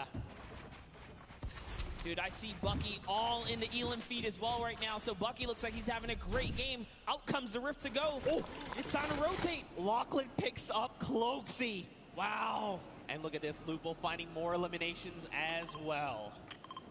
Here's the focus. Aiden says, yay. There's a little bit of a high ground right there. Maybe we want to snatch this up. It is in the zone. He does have material to hold it as well. Nick A30 still in the game. You see down there, Symphony as well. So many players still alive. Tfue's still in this game. He's got a baller. He's jumping in and out that vehicle. Aiden lands right on top of Power and wins the exchange. Down goes Power. It's his high ground now. You can see Lost King lands right inside with this duo. Kind of finishes him up. So Aiden is doing so good right now as they have 7 eliminations now. Man, Rob is doing so good working with Aiden. You know, when we talked with him in the player lounge, he's like, look, I know Aiden. I know Aiden's very good. Whatever he does, I'm just going to follow, right? And you can see they're playing so well together. Whatever Aiden calls, Rob is ready to follow up on this and back him up. Well, that's Tfue right there. Oh, it's Nick! Another knock, Zeke. That's it. He's gone. He's been eliminated. That duo is out, especially at the top 5, but it's okay. Look how many big names are still left. Bucky, KU, Tfue, Rob from Lost King goes down. Aiden's got to respond fast. He's got to do something. Yes, he's in this game right now to win it. He just took out another player. Aiden is on it, and he's got the high ground. Tfue goes down to Bucky, or Kayun there. Kayun's still in this game. It's a 1v1 now. Bye-bye, Kayun. This is Aiden versus Bucky 2. World Cup qualifiers going toe-to-toe right here. What's he gonna do? This is like a little bit of a playground battle. He's holding that high ground. You know, it's a nice little 1-2s. He does have 700 material as well still. Little cartwheel, you know, showing him that he's here to show. Aiden here, he wants this. He's so hungry for this extra points coming out. He gets cheeky. The shot missed, but it's okay. Right now, Aiden's got health advantage. Bucky's is about on 100. Okay, excuse me, 85 effective HP. He wants this. Look at this. Aiden's just supplying pressure. Oh, tries to go high ground. This might have been a mistake. This is Aiden. We're talking about more damage over on the shields. Bucky's down to nothing. And Aiden, victory royale. So close in the final moments. Bucky, with all that pressure on his shoulder, could not handle Aiden, who was stone cold. We saw a little cartwheel there. He's kind of saying, hey, listen, this is nothing. I got this high ground. He felt really good about it. Ice in the veins. Let's take a look at that again. And just look at Aiden. He is so ready to isolate Bucky. Everything he's doing is forcing Bucky here to make a mistake. And in the end, Aiden capitalizes, forcing him out of the storm, and it's enough to close it all out. I mean, the crazy part is, this is just like a little taste of what the World Cup is going to be like, because the skill is real, the energy is real. Loving the crowd reactions right now. That was a fantastic little ending right there, and Aiden takes the game. That's a huge accomplishment here at the Pro-Am. But also huge props to Rob. You know, he's sticking to his guns, doing everything he said. I'm just going to stick with Aiden, make sure that we're playing our best. And in the end, you know, we saw as long as Aiden's leading the pack, Rob's right behind, ready to finish off eliminations, pick up materials, pick up weapons, ammo, and just keep that momentum moving forward. And that's what helped them get that dub. Rob, I'm feeling it, dude. If you ever want to carry me, probably never going to happen because we'll never play games together. But I'd personally like it if you carry me. Anyway, yeah, games. Games are cool. Fortnite, great stuff. Love Fortnite. Love Fortnite. Love these moments, these interactions. You know, that end game was stacked. Kayun, Tfue, Aiden, Bucky. I mean, I talked about I'd be happy if a duo made it all the way to the end. Shout out to Lost Kings Rob, and he made it all the way there. Yeah. In fact, you know what? I want to send it down to Rob right now with Pookie Face, who's standing by with an interview. And Rob, I just want you to know you're amazing. Did you hear that, Rob? Zeke wants to let you know that you're amazing. Oh, hey, I try. I just try to learn from my partner, Aiden, who is the best. Oh, listen to that. Congratulations, you two, on taking game number 2. Aiden, you had 10 eliminations. High ground warrior there right at the end. You love to see it. How does it feel to be in the stadium playing with all of these fans here? Oh, it's the most amazing feeling ever, being around all these content creators and, you know, celebrities, and the crowd is amazing. Let's go! I'm so happy to be here. This is like such a great moment with this. Oh, I love this. We love having you, as always. Now, going into the next game, I know earlier we kind of talked about you were just going to follow Aiden around and do what he said. Is that going to continue to be your strategy? Yeah, I think anything he says, I'm just going to do it. It worked the first time, worked the second time, so I'm going to keep following his orders. Well, if it's not broke, don't fix it, right? And finally, you know, this is a lot of money on the line for charity today. Aiden, tell me about the charity you're going to be donating towards if you win. My charity is the Wounded Warriors. Shout out to my grandpa and my dad. They're vets, so I love the vets. You know, you can never go wrong with that. I agree. Well, thank you guys so much. Good luck in your next game. Zeke, Monster, back to you. Rob's sitting here talking like he's following orders. He is absolutely wrong. Rob, it's not following orders. You're just cooperating with your duo. I know you're secretly the mastermind, Rob. I'm on to you. I see you. We saw it at the Creative Showdown. The best teams kept quiet when it came down to exposing strats. So, you know, give him a little kind of, nah, man, I ain't doing nothing. I'm just following Aiden. Yeah, I'm just following Aiden. You know, Aiden's been the one getting elimination. You got to think if, like, I'm Rob. I'm like, blah, they're at 99. Hey, Aiden, there's someone wounded over there. Yeah. Great Elin. Aiden. Of course, we're just kidding. Aiden is phenomenal. That's why he is qualified for the World Cup Finals coming up. But, man, what a powerful duo. If they have a repeat performance like that, I'm going to be losing my voice. Actually, it's already happening slowly. I hope no one can hear it. I'm embarrassed about it. You gotta hold it down, Zeke. Contain it, because there's so much going on. But talking about things going on, let's all send it over to Sundown, who's got a little recap for us. Thank you so much, Monster and Zeke. That last match was incredible. Aiden and Rob proving that they weren't stuck or too far gone, able to take the top spot away with another impressive performance. And I mean, so far, the tail of the tape has been those World Cup qualified players absolutely dominating the competition. Let's take a look at some of the gameplay they were able to show in the last match. But first, we're going to kick it off with FPX Sad and what they were able to do to the previous match victor. So you see him throwing out the grenades, actually picks up RL Grimes, saying you can catch that one, and then pushes forward and is able to take him out. That was the partner of Airwalk, so managed to throw a little bit of a stick there in their game plan, and then followed it up with another great elimination. Just watch him edit down right away, finds the combat shot, and picks up Musel. Brilliantly done there from FPX Sad and his partner, but now on board here with Kenneth Farid and Bucky, just recently signed Envious, but you can see Kenneth push right in and take out Ninja, but Aiden would not be overdone again. The only controller player in the world so far to have qualified for the duos portion of the competition, but Bucky says you can hold this, hold my pickaxe, picks up the double there onto Jarvis. Brilliantly done, and we would see those end up matching up later. But now look at a quick little edit coming out from Jacob, able to push in and find Nick Merckx, and just barely coming to the rescue of Connor there. Did end up getting knocked, but was able to get it there. So that's some of the gameplay. It will give you guys a look. And one other thing you don't necessarily always get to see is how these guys communicate. So let's take a quick listen in to what one of these duos sounds like when they're getting started and trying to figure out what's going on.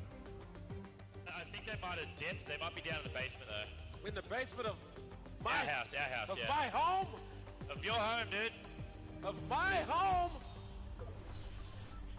Where my family sleeps? Where your family sleeps, bro. All right, well. I mean, now that is one good example of communication. They were able to figure it out. They were in the basement and they kicked it out of there. So we got to see how one of these duos communicates. Let's take a little listen in to how another duo ends up communicating with Nick A30 and his partner.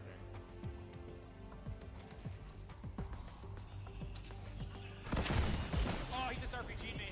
Be careful. They're gonna start pressuring.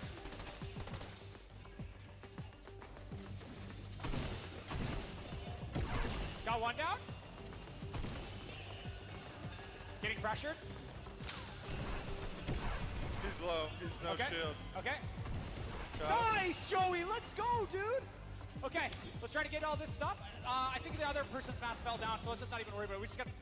And you can see they're not dropping any of the info. Brilliant communicated from Nick A30. He's all about educational commentary, making sure you level yourself up while getting it out there. Him and his partner, Joey, able to clean that one up. A fine example of how you work together. The two matches so far have been incredible. We have two more, and we're going to throw it back up to the caster's desk with Zeke and Monster. Gentlemen, take it away. Thank you so much, Sundown. We are back. We're hanging out here at the Pro-Am. In case you're just tuning in at home, welcome. Hope you had an incredible Father's Day. Of course, shout outs to fathers across the world. Now, after these first two games, Monster, I think it's time to look at the standings. You know, what has shaken out? We saw Airwax clutch up a big win, but after game number 2, are they still in first? They are not. Oh, it's Aiden who takes that first place. The king of communication, Nick 830's up in 5th as well, and just take a look at that. Bucky had a great game that last round, a little bit of consistency. Yeah. Gonna pull him up to 3rd as well.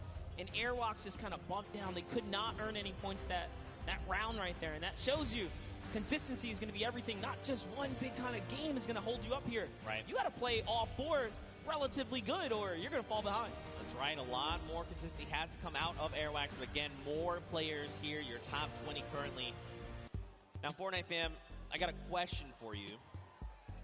You guys know Peely, right? It's the banana guy. You guys know Peely, right? Have you ever wondered how Peely came to be? I can show you how Peely came to be, all right? We've been debuting these across all weekend. You saw the one of Jonesy on the island. But now, in case you didn't see it, I want to show you how Peely came to be.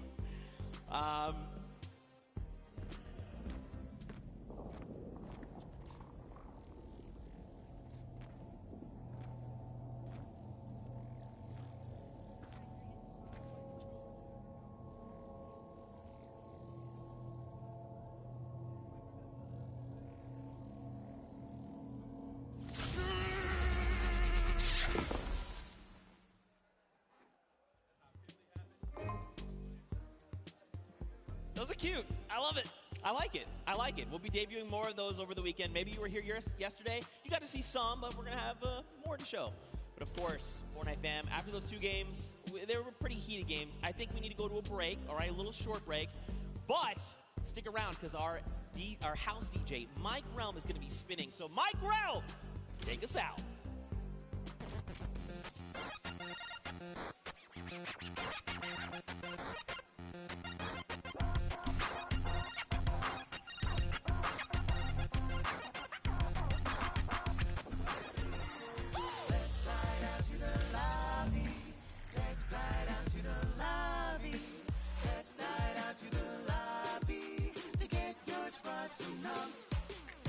Burgers from dirt to munch. Tacos Royale with brunch. Red juices and tasty treat.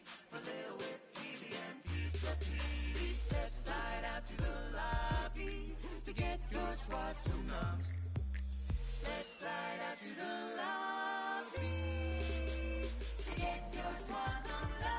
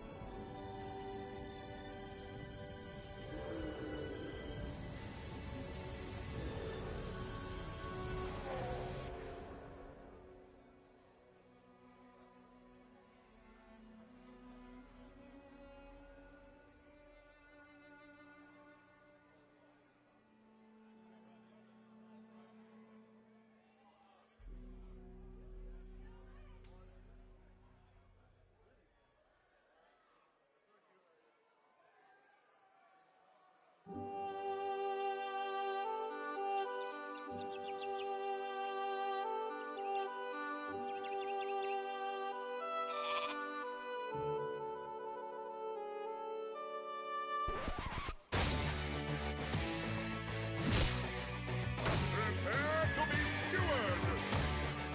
What did get the Wednesday? For honor! I am not your enemy.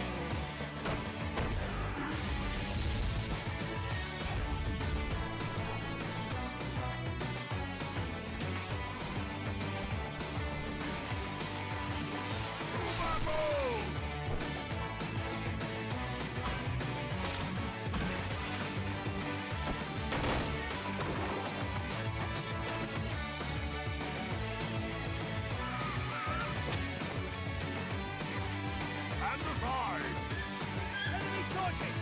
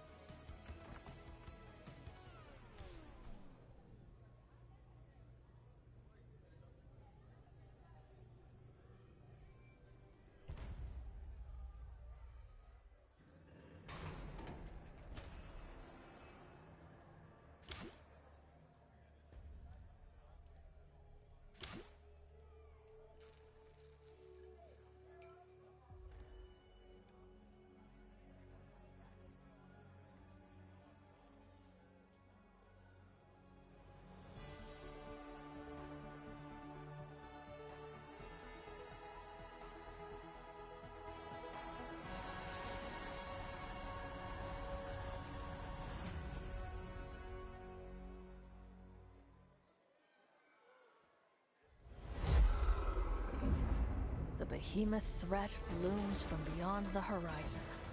To stand against it, each of us, master and recruit alike, will choose our own path.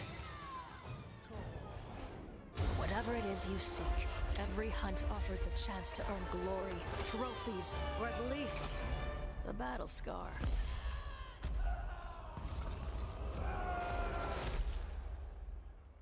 Ramsgate, an outpost at the edge of the world, has become our home.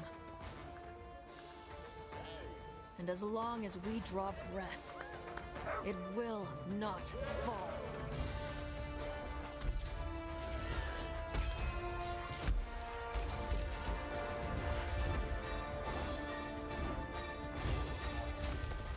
We have learned to turn the behemoth's unique, lethal power back against them.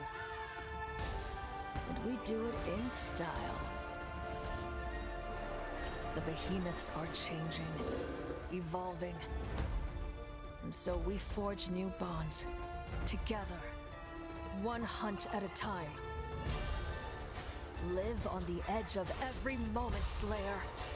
Live for the hunt.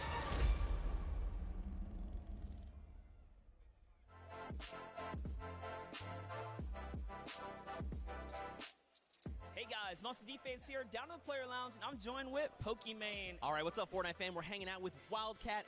How you feeling, W? Are you excited? Still got some butterflies on my feet, but I'm feeling good. What do you think about the format? Honestly, I'm really excited for this format because I know no one has really played it yet. Don't you think Courage has a little bit of an advantage there? He's kind of cheating. He's on the casting team, so like... I think Jordan Fisher's on his team too, and they already have pre-built synergy. They've played together a ton, but you know what? That doesn't mean they're going to win. Any strategies going into this? Take first place. Run it home. Yeah, creative mode is like right up my alley. I've been doing stuff like that in different games for the past few years, so I'm looking forward to it. I think I'm going to do really well. What's your favorite emote? Gotta be Billy Bounce. That or Knee Slapper. Both are really good. I cannot do either, though. Yeah, I can do like that one. Boom, there it is. Now, last year, the Pro-Am, you got to hang out with Logic on stage. We need to talk about that. The Logic thing was just a monumental moment. I still can't believe it. I show it to everybody. My parents show it to everybody. I'm forever grateful for that moment. Really being able to just to show them how it's done. You know what I'm saying? I know your teammate is sick, so do you know who's going to be replacing him? Yeah, actually, it's going to be Maddie. She's a pro player for Gen G, so I know she's good. At the end of the day, it's still a really good player for another good player. So, yeah. Any fighting words for the enemy teams? They ain't ready for it. They ain't ready for the shine and this flash and they flash lights. They ain't ready for it. They ain't ready. Guys, I'm blind. I'm going to send it back your way. Thank you so much, Tavir. Oh, God.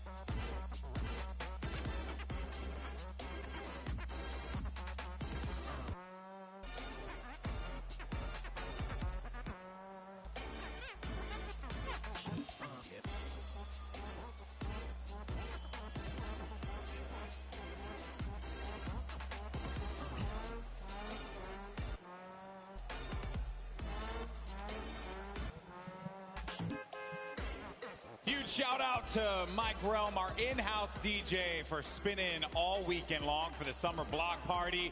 And for all these people in the venue who just got themselves a nice boogie down supply drop. You gotta love it. Welcome back, everybody, to the Fortnite Pro-Am. I'm Golden Boy alongside Monster D-Face, Boricua Boys, back at it once again.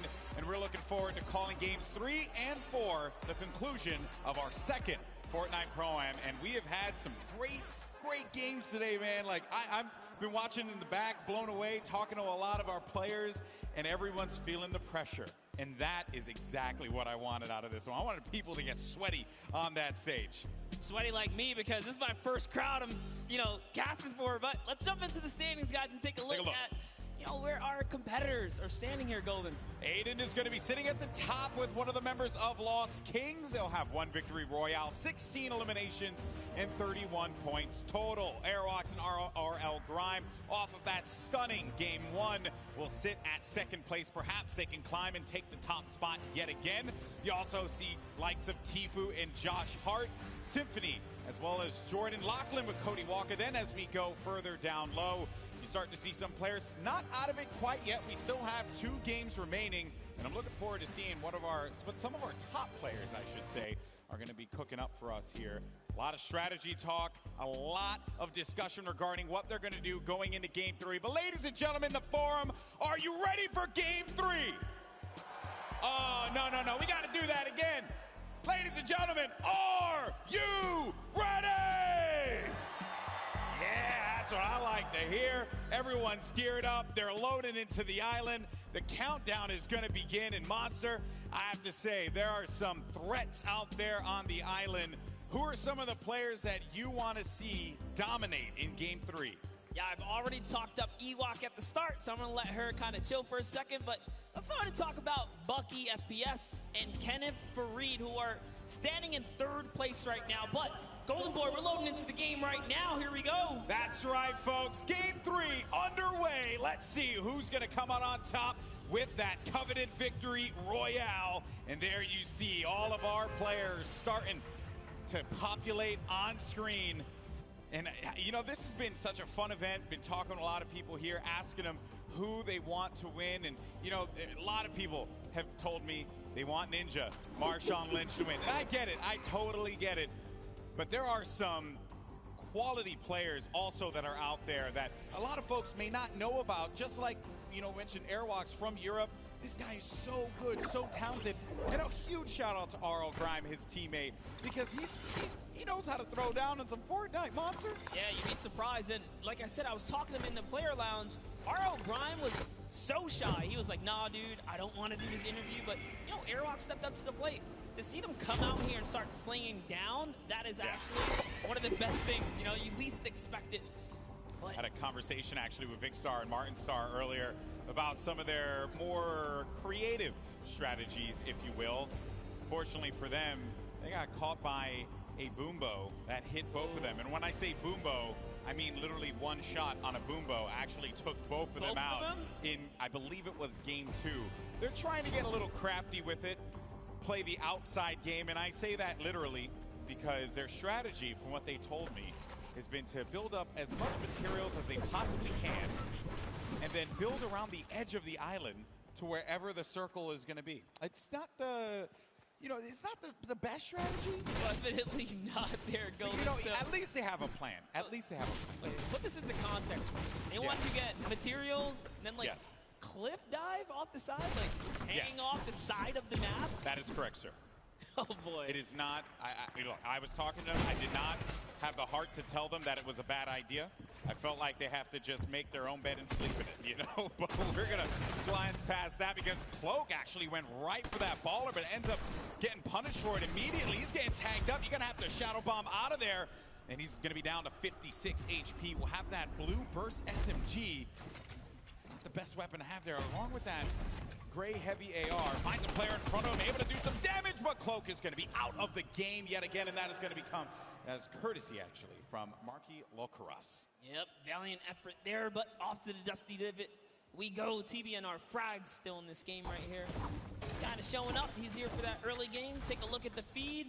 Fear itself was taken out here.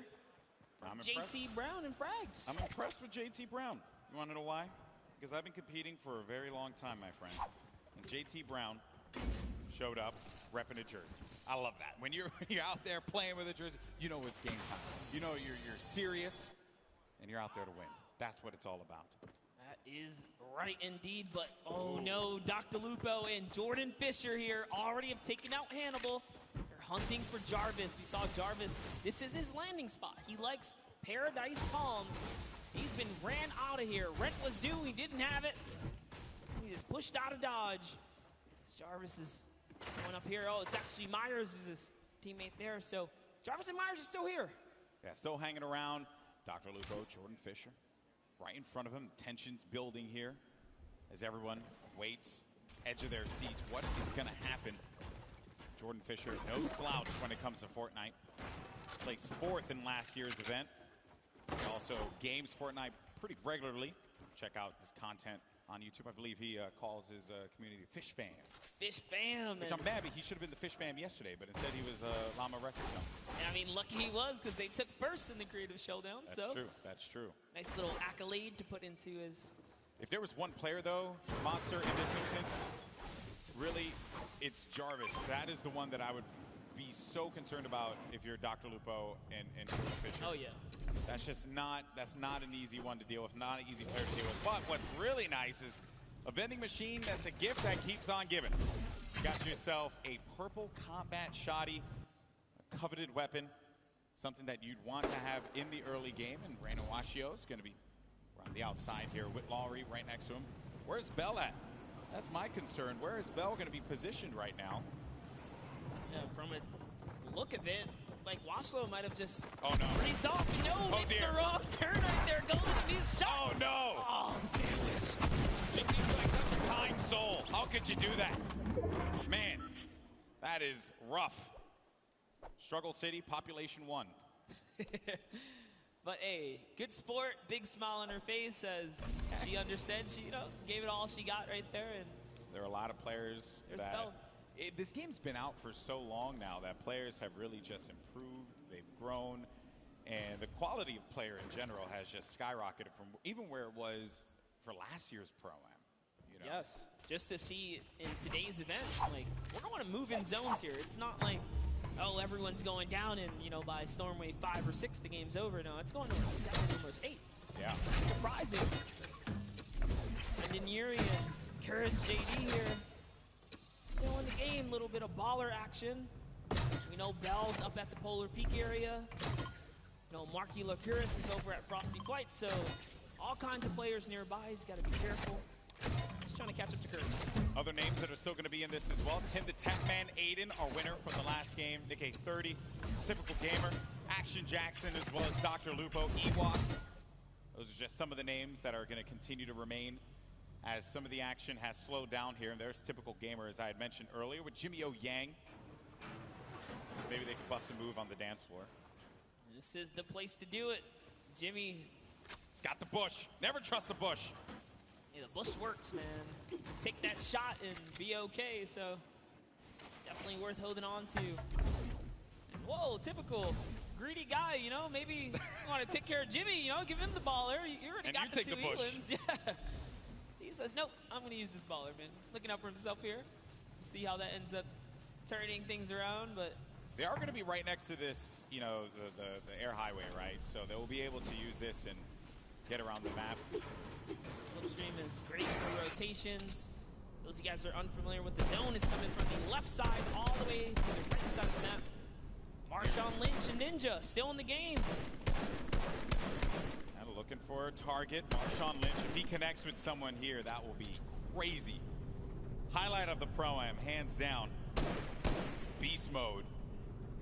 He's looking for it. A hard scope, not a...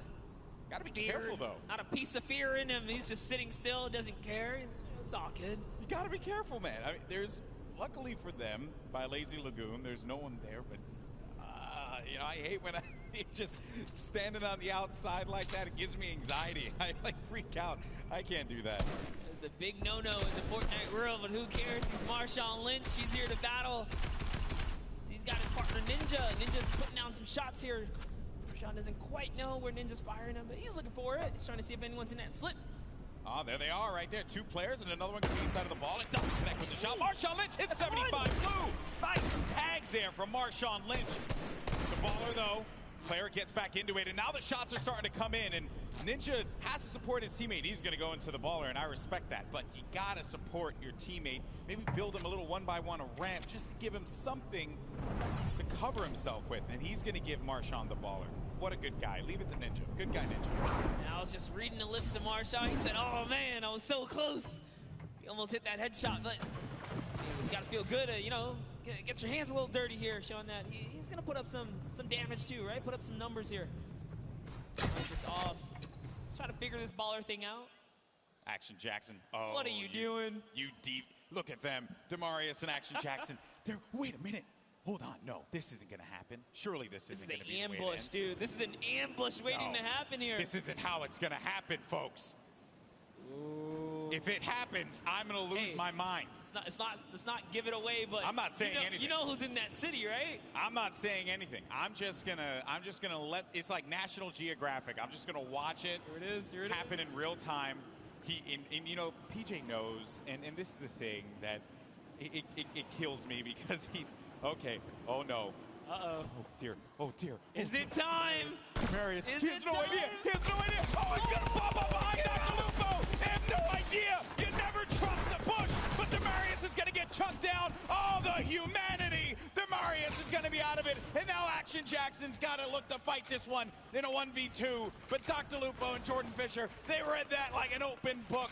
Chapters 1, 2, and 3 were very clear. They did not need the cliff notes. And now Action Jackson's going to be in a really tough spot as some players are going to look to come right on over the mountain yonder.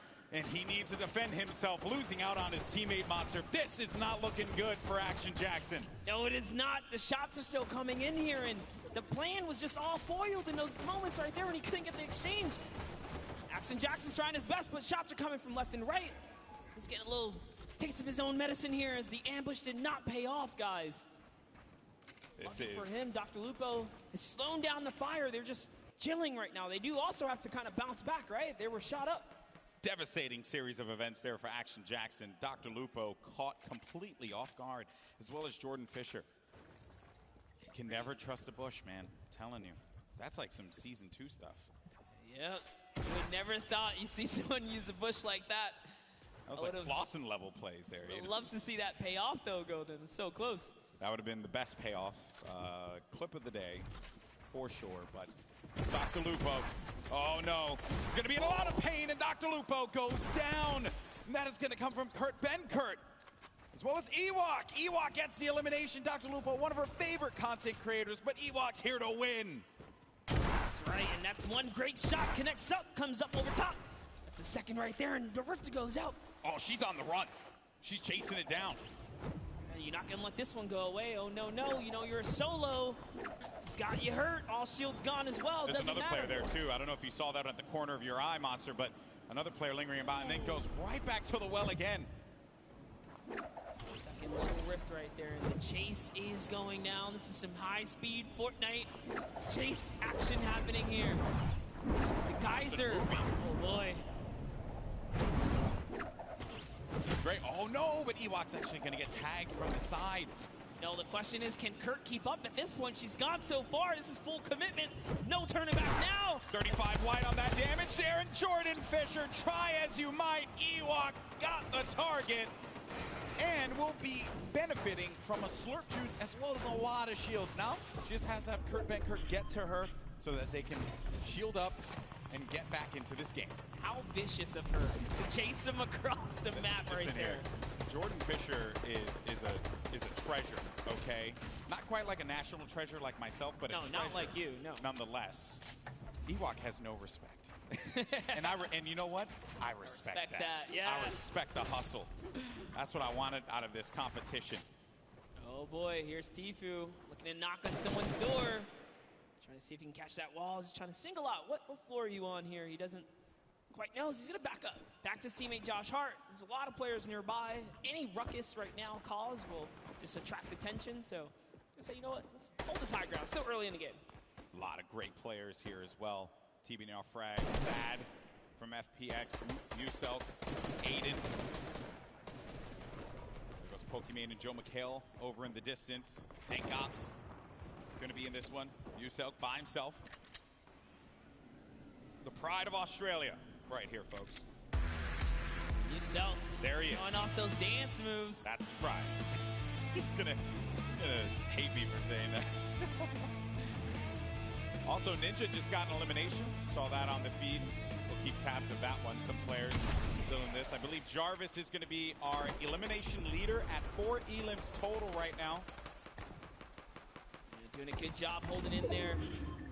If you guys are curious, there's a couple big names still alive, guys. Cypher PK still in the running here. Aiden, Nick A30, typical gamer.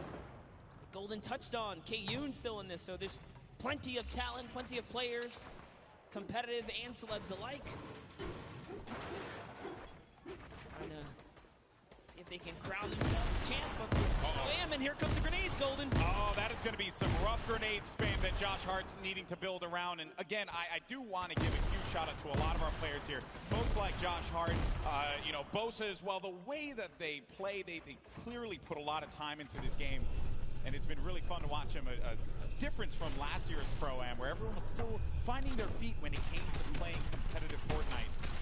Then you got KU, a competitive player with a lot of respect from the community, and just gets the tag there. That's on Lee Nguyen. Very nicely done. And yeah, like you said, it has definitely come a long way how much the average players improved in Fortnite. These games are very, very good. Like, meanwhile, I'm still awful. Just the saddest thing. You gotta get off the controller, brother. I know, I'm trying to wean off of it, buddy.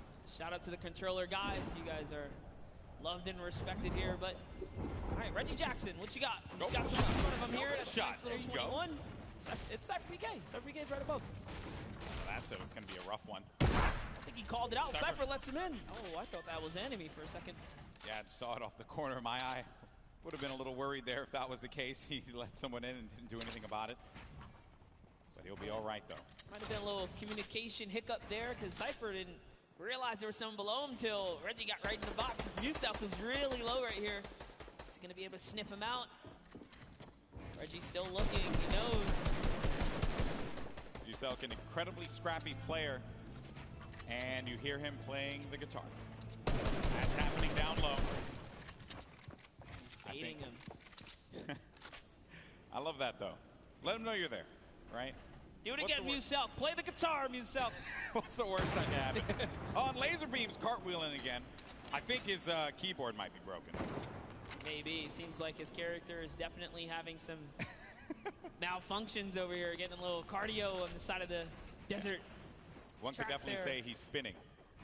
Spinning out of control. No, didn't hit with anyone. All right, well, Missed. You know what? It's the swing and a miss. effort that matters, bro. Thank you for always having my back, buddy. I gotcha. But here's Tfue and Josh Hart. Dude, we've seen them make end games consistently. They're not hunting for elims. They're letting them land in their laps as someone with the ballers right underneath. Oh, right below them is Ninja. You got Tim the Tap Man in a box of his own over there. Cypher PK still lingering about with himself. Ninja waiting for that prime opportunity to push up. And Ninja by himself at this point of the game. Monster, you're a competitive player. You've been, I know you do a lot of duos with the K30 and stuff. Question for you, how difficult is it to be in a single man situation going up against a lobby that's as stacked as this? Yeah, man, it's definitely a scary situation. You got to pick and choose your fights. So much more, thought goes into it. Even aggravating a team like Ninja's doing right there, you got to be careful. Like airwalks, especially, right? You don't know who's in that box. It could be an okay duo, but it could be like a scary duo. Like you saw what airwalks did in game 1. So Ninja's still aggravating them, though. He stepped closer. He put a trap over there trying to bait that player out. Maybe he's recognizing whoever's closest right here doesn't quite have a grip on what's going on. But now taking a look at Valkyrie. Also lost her teammate. You'll see she's trying to make this decision right now. Is it time to go? Is it time to hang out? The storm reveals itself. She's got a long way here, but using a great usage of the tunnel, just harping forwards. There's the player underneath. We're going to get to that first half-in, half-out circle. If you're just joining us for the first time, welcome. This is the Fortnite Pro-Am, our second time that we're going to be doing this live from LA. And you're looking at Valkyrie, one of the best content creators out right now. It's going to tag for 103. Oh, no! And sad. Oh, feels sad, man. Gets the elim, but Valkyrie has to be pleased with herself picking up one. That's 2 points against TVNR Frags. And there you can see how it all breaks down. A victory royale will get you 10 points total. Everything else adds from there, right? So if you're in 15th place, everyone gets 3 points in the lobby.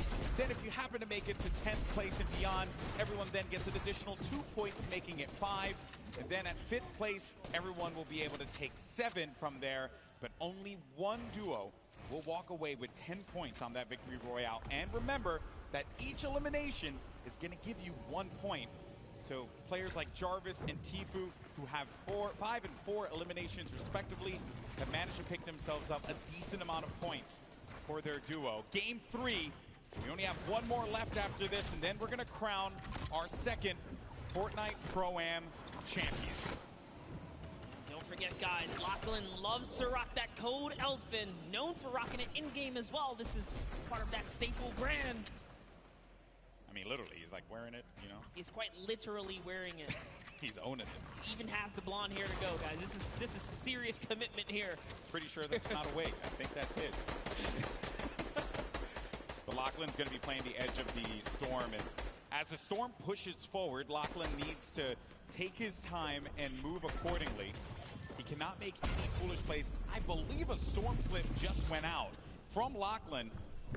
Uh-oh. That's it right there. It's pushing Ewok forwards. Ewok says, I gotta get out of here. Pops the rift to go. That's gonna be a crucial rift. She is now down to 1 launch pad. That is the only movement she's got left. Someone is campfiring way up above. She's got her eyes set all around the map. Look at this flips. They're coming out. Those guys that don't understand how the storm flip quite works, it creates a huge storm bubble if it's in the safe zone, and if it's in the storm, it creates a safety net. So the storm flip extremely powerful and versatile in Fortnite. Now Ewok lands with some prime real estate here. Doing a great job reading the map too. She's got all the zone in the world now. 55 builds as well. Have a boogie bomb, some shield potion to take advantage of. Ninja's still going to be in the game. Run solo without Marshawn Lynch. Rough spot to be in, but there goes the Shadow Bomb. Another phenomenal rotational tool, the Shadow Bomb. It's actually great. Top 15 just broke through. Remember, if they can crack top 10, they get another set of placement points. So all of these elims matter now. If players go down, they're just scratching away at new points threshold. There's so many ballers in play here, Golden. Yeah, a lot of ballers left. Airwalks, Jarvis, Kayun still going to be in this one, but a gift in the form of some mats and some ammo and Courage. Courage ended up getting pinned by Bucky FPS, who got the better of him there. Ewok still hanging out in the box that she built earlier on. Bucky down low with Kenneth. Got Patriota as well. Airwalks and Grime, a great duo, still very much in this game, but the young man Jarvis with 7 eliminations, but he's gonna get knocked down to 54 true HP, but total of 104 HP with his shields. Yes, Jarvis, dude, we saw him. He's on the boards right now. He's in top 10. And this is why he's got so many eliminations. He's got placement. He's in the knife duo up right now. He jumps all the way across, gets a nice little connection here, and it's his high ground. Phenomenal movement from Jarvis. He also has that purple combat shot. He might damage. That player should be going down any second. That's Kyla Drew. That combat shotty from up above is gonna punish you. Ninja just got himself 2 eliminations on the side as well. Just got wiped out though by Bucky. And our final few players are gonna remain. We're now sitting with 7 players left in the lobby. Actually, scratch that, 6 players left, all solos. And this right here, folks, some of the best in the world of competitive Fortnite. Jarvis up above in the high ground. Bucky right below him. Kayun in that mid area. Typical gamer looking to shake things up with Airwalks and Patriota down low. This is intense, Monster. Yes, and Airwalks actually picked up minis, so he's going to be able to just bounce back a little bit here. Down comes the double campfire. It's not over yet. Jarvis has got the high ground. He's got Bucky up against the wall, too. But Jarvis only has 10 builds left. That is my concern. That is the pain point there for him. And he needs to get to an area where the builds are going to exist. Airwalks is out of it, and Jarvis manages to get the better of Airwalks. Oh, Airwalks still at 1 HP. I stand corrected. Isn't enough, though. He does get out of it.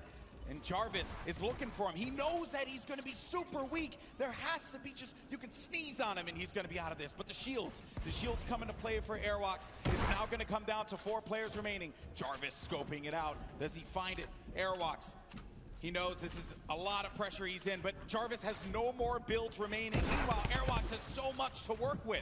Everyone is so weak here, Golden. Jarvis falls all the way down to Patriota, who's going to win the exchange. Typical takes the high ground. In comes Airwalks as well. Oh, he actually catches Patriota. This is insane. Typical gamer has the high ground. Jarvis is going to be down to 31 HP, and as you like to say, Monster, playing that low ground warrior role. It's a 1v1v1. Jarvis tags Airwalks. That's going to eliminate him. 1 more remaining, and it's Typical Gamer in the high ground. Jarvis needs to hold this one up, but can Typical Gamer get that final connection, the victory royale in game number 3, and jettison them up in the leaderboards? Typical Gamer scouting around, and he playing great defense there, just holding him off, not allowing him to get any kind of vision. But when is this going to run out? When is he not going to have any builds anymore to work with? Typical Gamer, on the other hand, doesn't have anything. 1 build remaining, and that's it. He's going to land in front of him, and Typical Gamer! What a win! Victory Royale, 7 eliminations, 17 points total. GG! What an endgame, Airwalks, Typical Gamer, Jarvis. All of them had so many eliminations in the final moments. That was extremely intense, but Typical runs out of materials, almost gives it up. Here's the final moments. Just take a look at how Jarvis took the high ground. It was almost all over. Beautiful side jump. He put it all on the table right here. There you have it. You cannot miss, Golden. You can't miss. Jarvis, though, gets a lot of love from me because he had no HP remaining, nothing, and still managed to get to the safe zone. Had he had a little bit more HP, he might have been able to get the better of Typical Gamer. But man, I know that a lot of people from Typical Gamer's community they have to be losing their collective minds, and I don't blame them. What a conclusion to that game. That was just game 3, but we have 1 more coming up in a little bit, and I know that this is it. It all boils down to the final game. That was intense. I'm getting a little sweaty up here. Every single game has really brought the energy, the crowd, the environment. It's all coming down here. That was another beautiful end game. But, dude, Airwalks and Jarvis have been making it all the way through. So has Bucky.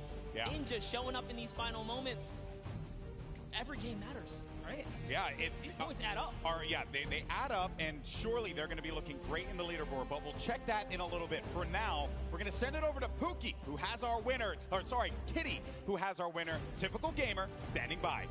Yes, we've got our winners, our duo winners. Even though it might end up in the solos and those end games, it still is a group effort. Now, I want to know, how have you been supporting your teammate today so far? I'm trying to not die, but it's not really working for me. So he's just amazing by himself, man. My heart was pounding watching him. He's great. It's all for charity, too, so that's so great. after that game, how are you feeling going into the next few? How are you going to continue the momentum? You've got one more game to clutch it out and win all the money for charity. I mean, I feel like the first 2 games were used to kind of develop the strategy. Once we got that unlock, I told them we're winning game 3. That's it. So we're going to go into game 4 with the same energy. I'm here to win some money for the Sick Kids Hospital BC, so I'm doing the best I can.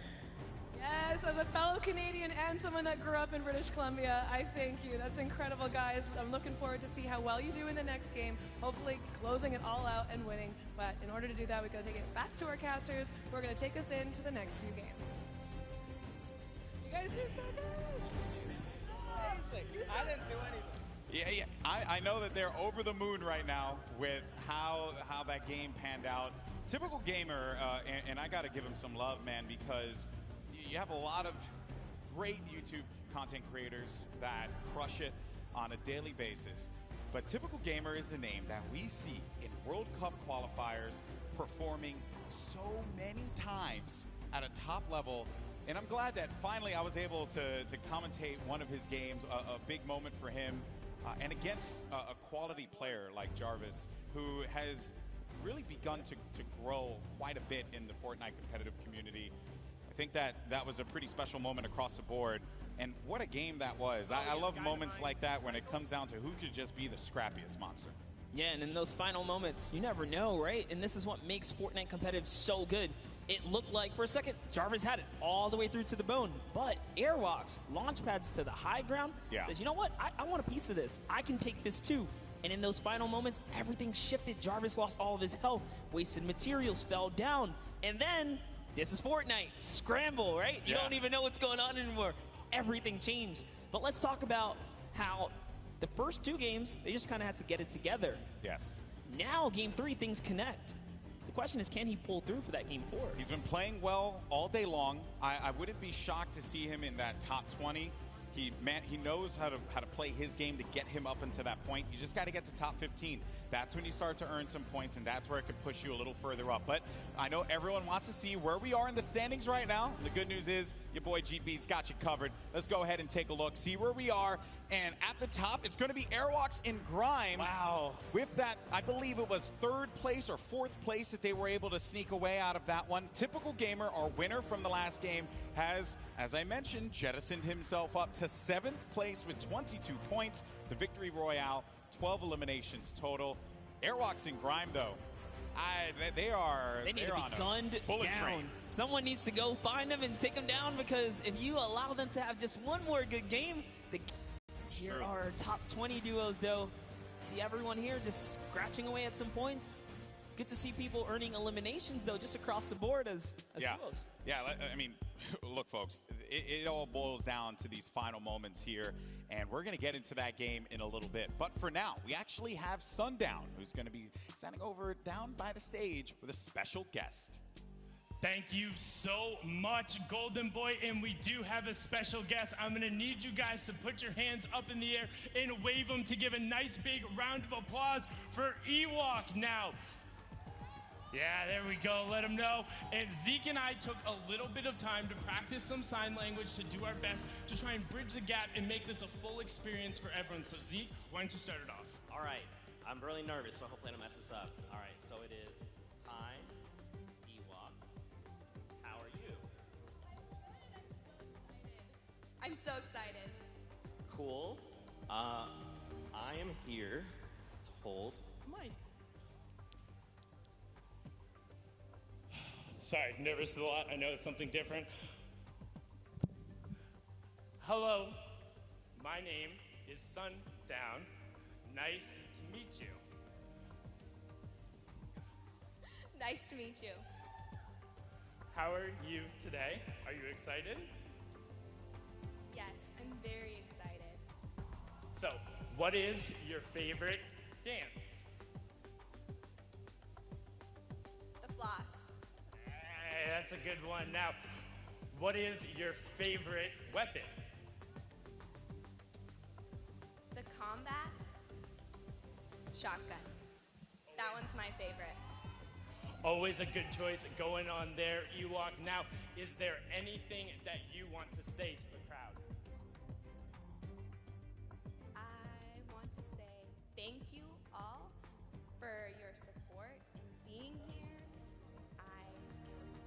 happy to be where I am today.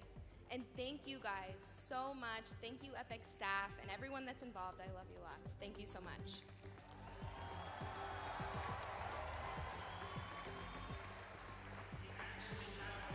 That some of the amazing gameplay that Ewok was able to provide in the last game. So let's actually take a look at that and see what she was able to do on the main stage.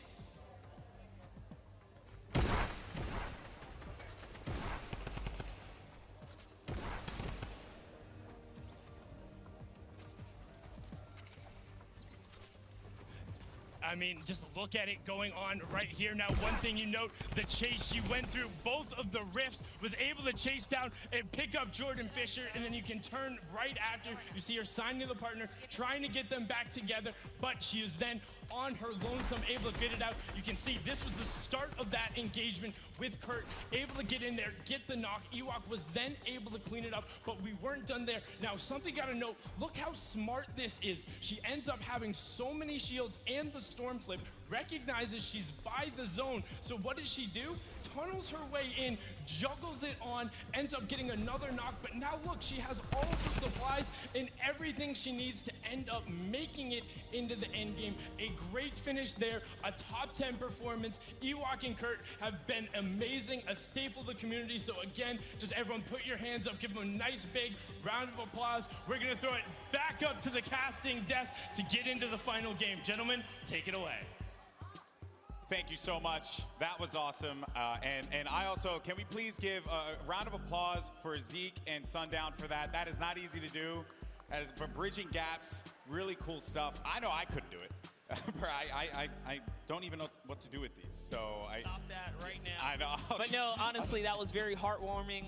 Just, yeah, very, very courageous of them to kind of step out there and then, you know, take that leap of faith and own it. She has no chill when she's in that game. Yeah, you see it. Chase Jordan Fisher down like it was yesterday's rent. I mean, that was just bananas there. But hey, I think that Ewok certainly deserves to be here. She has proven why she is a stellar Fortnite personality in our community, and also everyone else too. Kurt supporting the way that he is gets some credit as well. So there you see Ewok making her way over to her station, and we're gonna get ready to jump into Game 4. And I wonder what we're gonna see here, man, because there is just it's still anyone's game, Monster. It's still anybody's game. Yeah, and just a little interaction right there. Kurt.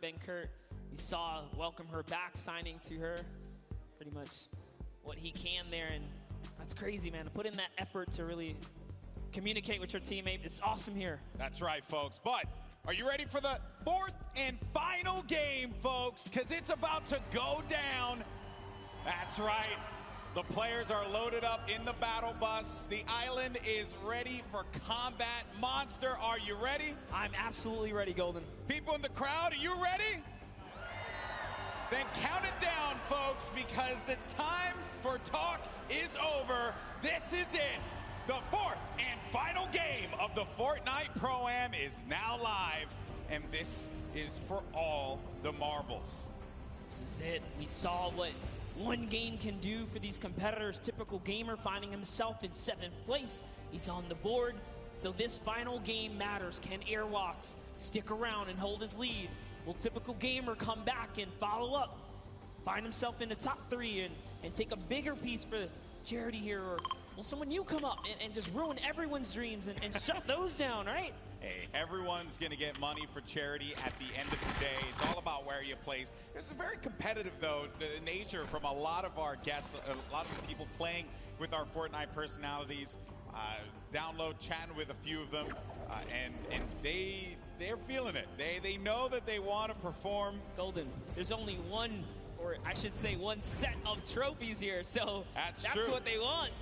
That's true. It doesn't matter how you feel. It's all about how you play. There you see a few of our players. There's Wax Motif there with Pipe Punk. Janina with Wildcat. That's going to be a snow biome landing for her. And already the eliminations are starting to come through, Monster. Bucky just picked up one, and he's all the way up there in the leaderboard as well. That doesn't reflect well. Airwalks has an elimination too early on. Literally what I was just going to mention. I was like, wow, before everyone even touches down, it's already unfolding in the Fortnite world. Here's Janina. Doesn't quite know where she wants to land. Wildcat took a baller, and he's out. Brendan Urie just eliminated One-Shot Girl in our final game. Typical Gamer pops up behind Janina. Oh, the rage from her. Oh, look at her face. Oh, and you do not want to get her angry. She's I'll tell you what, she is a very, very passionate gamer, as you can see right there. She takes it seriously. I respect that. Definitely saw the spice coming out there, but it is okay. It's not over. Wildcat is still in the game. Typical, man. He had a great last game. That right there is a big point. That's a shift. Yeah, all of our top 10 players, I would say, most of our top 10 players have already gotten elimination monsters. So early on. There's Jimmy O Yang there. Normal typical gamer. And I hear someone just yelling in the distance. I don't know who that is, but I do hear it as well. Someone please check that person. Make sure that they're okay. Call their mother. Call their father. It's Father's Day. Let them know what's going on. It's the energy coming all the way across and into our headset, but it's all good here. We're over at the Lonely Lodge. It's not so lonely. He's got some company. His teammates here. Yeah, you know, you never want to go on a nice camping trip by yourself. That's not fun. Bring a friend or two as we hop over to Bruce Brown, and no, Folagor gets taken out with the big shot. It's Loser Fruit. This is a rough kit for Bruce Brown to have. Can Joel McHale get an elimination? Joel's like, look at me, I will shoot. He's hitting those angles hard. Oh. He's looking for it. And he's out of bullets here, Golden. He's just got to push with this pistol. He's got 16 shots in it. 16, no, that's your teammate. Don't want to do that one. Shoot them all, shoot them all. That's your target. Joel McHale, I believe in you. I want community to come back too. Pull out the axe. He doesn't know he doesn't have bullets. He has no more ammo, no ammo remaining. Oh, but it's okay, because his teammate Loser Fruit connects with the flint knock and takes down that player right there. Bruce Brown sent back to lobby, and it's all good, because you know what? Joe has Loser Fruit to Joel McHale carry. was there. He was providing emotional support. Loser Fruit, obviously, great player. Won yesterday in our creative showdown. So Joel McHale just being the cheerleader that we all want to have in game with us. Joel's like, Loser Fruit, you're doing too good at this. I'm going to shoot your ramps out, give you a little more pressure, you know, even up the playing field. Shot Bell did not go for that boom bow. Yeah, I guess it's just time to get out of here, man. You got a little bit of mobility and stuff like that. He wants to take all these shields. Ooh, living life on the edge. I like it. Avoiding all the fire here. This is actually our first zone that we see covering this side of the map, so this is also really good to see. In our final game, things are going to mix up here in the land, I should say. We got Cray along with a Vive. Cray with a loadout that you want to try and keep the long range weapon there. That's right. So you got to go back to that, because you need to have that utility. You need to have something that will give you an advantage in that mid game, right? Oh, yeah. But we're looking at Jacob. There's so many players here in Happy Hamlet. This is not a happy place. There's shots being traded. His teammate's in a weird spot. Is he going to come down and back him up? Doesn't matter. Connor Ball is playing ball here. He's got no builds. The run. He's got no builds, but his teammate Jacob has his back, and that was going to be Royalistic and Xavier Woods. They're out of it. Oh, man. The power of positivity was not enough to help Xavier Woods on this day. Yeah, but you know what? They had a grand entrance, and that is all that matters. That's true. They showed up. I mean, Monster, you kind of do want to win, you know. Or you just have an entrance. or at least get your entrance, you know. Make the show yours at the start. Make us all believe for a second there. Okay. So we are now with Murda Beats and Triz. No eliminations for this team. We're going to be at Snobby Shores, and they have another duo here. And there you have it, Samara Redway and Marisha Ray. They're going to be topped up as well on health. Good shields there for Samara. This is the best part about being able to see the whole game. You get to touch base with all of your favorite players, right? Samara Redway, our soccer skin moms here. Yeah. All right, the soccer skin moms, they came out strong representing. I did tell them I love the shirts. I wanted to get one for myself. Yes. Even though I'm not a soccer skin mom, and I can never be, but still, a boy can dream. You can do whatever you put your mind to, Golden, all right? Thank you so much. And a Thank you couple for the dollars. I just want to get that shirt, you know, I think it'll be hilarious. So the Storm now pushing in. We're going to be coming down to our first circle. Some action had taken place here, but we got 44 duos, 6 duos wiped out from the lobby. There's Dr. Lupo with Jordan Fisher yet again. It's already looking like a different game here. So much more players alive now. Lupo's trying to see if he can scoop up some of this loot here. He is. He's going to successfully get a ton. Jordan Fisher's off in the distance, though. Looks like they ran off some players here, so it's all theirs to kind of hold down now. Yeah, they're going to own this territory. Is there anyone above them? It doesn't seem like it. You got a lot of action happening over here. Scarlet against Cypher PK. Just like was wondering where the action was taking place. Seems like it's taking place outside in the Storm. Cypher down. Not a lot of HP remaining. There's no Siphon here either, so he just has to get the elimination. No. 5-4. This is not the way you want it to end, but oh no! And he can't get the elim, and he's going to be out of there. Down but not out. Could Reggie Jackson help him out? He's by the high ground. Scarlet down low, and here comes Reggie Jackson. Really focus on the player in front of him, but not the one that's going to be dealing the damage potentially, but Reggie Jackson could not get the angle. Does manage to tag and drops on out of there. Getting ticked by the Storm. You see his health, the green bar going down little by little. That means when they're out here in the Storm, you see the way that this looks around you. That means that they are going to be taking damage, and they're in this very dangerous spot. He actually got the elimination, though. That means the Storm wrapped him up, and Reggie was rewarded with Scarlet right there. But let's take a replay of what happened here in these moments. Reggie Jackson has everything. That's the knock right there on Ellie. And he did get Scarlet, too, so something connected there because those shots made a big difference. Yeah. That was going to be 2 eliminations that could bring him up a little higher. And then Chandler Riggs, oh no, he's going to be so low on HP. Chandler Riggs needs to be careful. He's out of it. Now it's Akal looking around him. Can he get to him? Can he try and help him out there? The baller got a low health this time around, but Chandler Riggs is going to be inside of that storm flip, and Akal is going to get picked off by Tfue. Tfue still in this one, folks. He's got 1 elimination. Did participate in that little battle there. He knocked Chandler Riggs off the high ground. Josh Hart, not quite sure where he is. He's over in the distance, making a nice little rotation.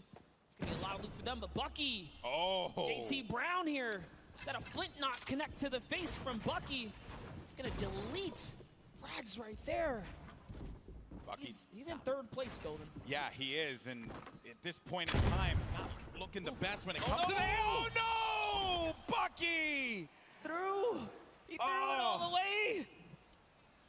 That is a rough one. You hate to see it. That's what we call a good old-fashioned ouch. A yikes, almost. That's a oof. That's and an yikes oofers. And ouch. That's all the different kinds of words that can symbolize a variety of things. All Bucky, though. Put into a body slam sandwich because he was thrown right off that build. He's had a good competition so far, and while for Bucky it will end there, the run that he managed to put together game after game is certainly something that you got to be impressed with. There's Reggie Jackson. Oh man, this is a best friend right here. Wow. In the storm, remember he had 3 medkits. So Cypher's back in the action, guys, and he even dropped all his guns for Cypher. Look, he's like, hey, take all the guns, brother. What a guy. What a guy. What a good guy. You know, really, you want one of those people on your side. I'm going to say it right now, Cypher, you drop all those guns and give them back to Reggie because he clutched up. Okay, he clutched up. He helped you out there. Now, I did understand that Courage was eliminated earlier on. We saw him in the feed. I believe we're going to have a replay of that showing up in just a tad. And that was not the run that Courage had, placing 2nd last year in the Pro-Am. I don't like that's going to be the case this time around. The laser beam gets beamed in the sky, and that's going to be Joey Bosa with the connection there. Big day so far for these guys. No. Whoa! Running snipe on Connor Ball. Jacob's going to have to see if he can really clutch up this save here because they're in a weird spot. With the drop ship just above them, they can drop down and pounce at any moment now. So this is going to be a really tough revive to pull off. Love what Jacob is doing here. Switch material says, you know what? I cannot save you. Yeah. The zone is coming. I got to get out of here. Nicky30 and Joey Bosa up above, and he's going to go for the fight. That combat shotty will pick you up from... What is up? What was that? Jeez, there's a sky bridge up there. What is that? Nick's looking up with a big smile on his face like, are you serious? Okay. Sure. I'm okay. I mean, who is it? If I could hear those comms right now, I totally would, because Nick's probably tripping. Taking a look here, Courage. Oh, Courage was brought back. He was eliminated earlier, but brought back in the game by the respawn van. Look at him there. I knew he'd find it. Brendan Urie, by the way, what a guy. You know, bringing his teammate back, right? You gotta show love to these celebs, man. They're picking up what's supposed to be their pro help.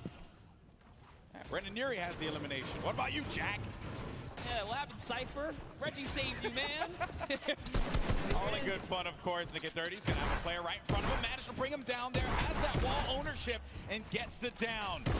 Snags that on the combat. No, another one's going to go in there for the fight as well. Has that wall coverage. Playing defense. He needs Joey Bosa to help him out. And there you have it. Nick Merckx falls down to that one, courtesy of Nicky30 and Joey Bosa.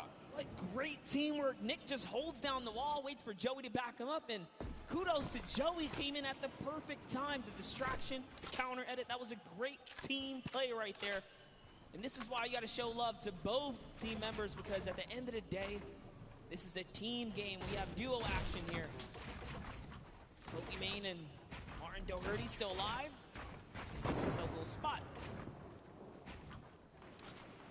Martin Doherty, as you see right there, part of the group Churches here today. Not necessarily playing some music, but instead playing some Fortnite. Now, I wanted to know what the absurdity of that sky bridge was, and our observers managed to get a look at it. So let's see. So, Ready to go? Watch out, he's above. What's doing a sky base, dude? Oh my God, no way. We'll get the sky base after. Oh my God. There's gonna be kids that are low behind us. Okay. And Joey Bosa, by the way. Joey Bosa's not having any of that, by the way. Nick, you're heading the game here, Nick. What are you doing? Like, yeah. Skybridge is 2 and everything. Focus on the people that are going to be behind us. Oh, Martin Doherty is going to go down. Pokimane now having to deal with some players that will be on the attack. It's going to be Cloak, actually. Put the pressure on the Pokimane with that grenade launcher. Owns that wall. Tries to get above him. Pushes forward. Tags him for some shields there, but no, Pokimane. And it's Tfue who comes out of nowhere like an RKO. And Cloak is right there, too. How did Tfue show up and snatch that one away? Tfue's everywhere. I don't know if you know that, but he's actually like, he is the island. He is just there. Yeah, he has his little Jonesy army that just goes and does his bidding. Oh, look. He's sliding on up now in this ball. He doesn't even have a teammate anymore. Josh Hart's down. He's going to get all this loot here. He's got 4 eliminations, so just from that little bit of third party off in the distance, he's going to pick him up some more points. Tfue's in the running here, guys. He's still in the running. He's in top 10. I believe he was 5th last time we checked in. He's got a lot of goodies to work with, too. We'll keep tabs on him, I'm sure, as this goes on. For now, though, we're taking a look at some of our other competitors here. And, you know, and everyone here had a collective groan at that moment. That you know that is rough. Koa, get in there. No, Koa. Oh, no. Oh, and Do-Hyeon had the rift to go. He's going to be able to get him. Out. He's going to be able to get him. 2 HP. So close. No, don't go in there. Okay. Woo. Oh, man. I'm old. I can't handle that. I can't handle that monster. That's just too much for me. I got to touch base with them down in the player lounge. These guys look like they were definite best friends. They're going to showcase that. He's going for the save. What a good pal right there he is. Going to pick up Koa.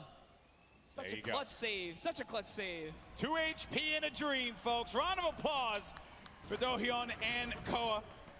Then you got Tim the Tap Man there. Oh, yeah, because he knows he's on camera. Yeah, Tim, I see you. No eliminations, though, for the leader of the Girthquake. The Tapman army.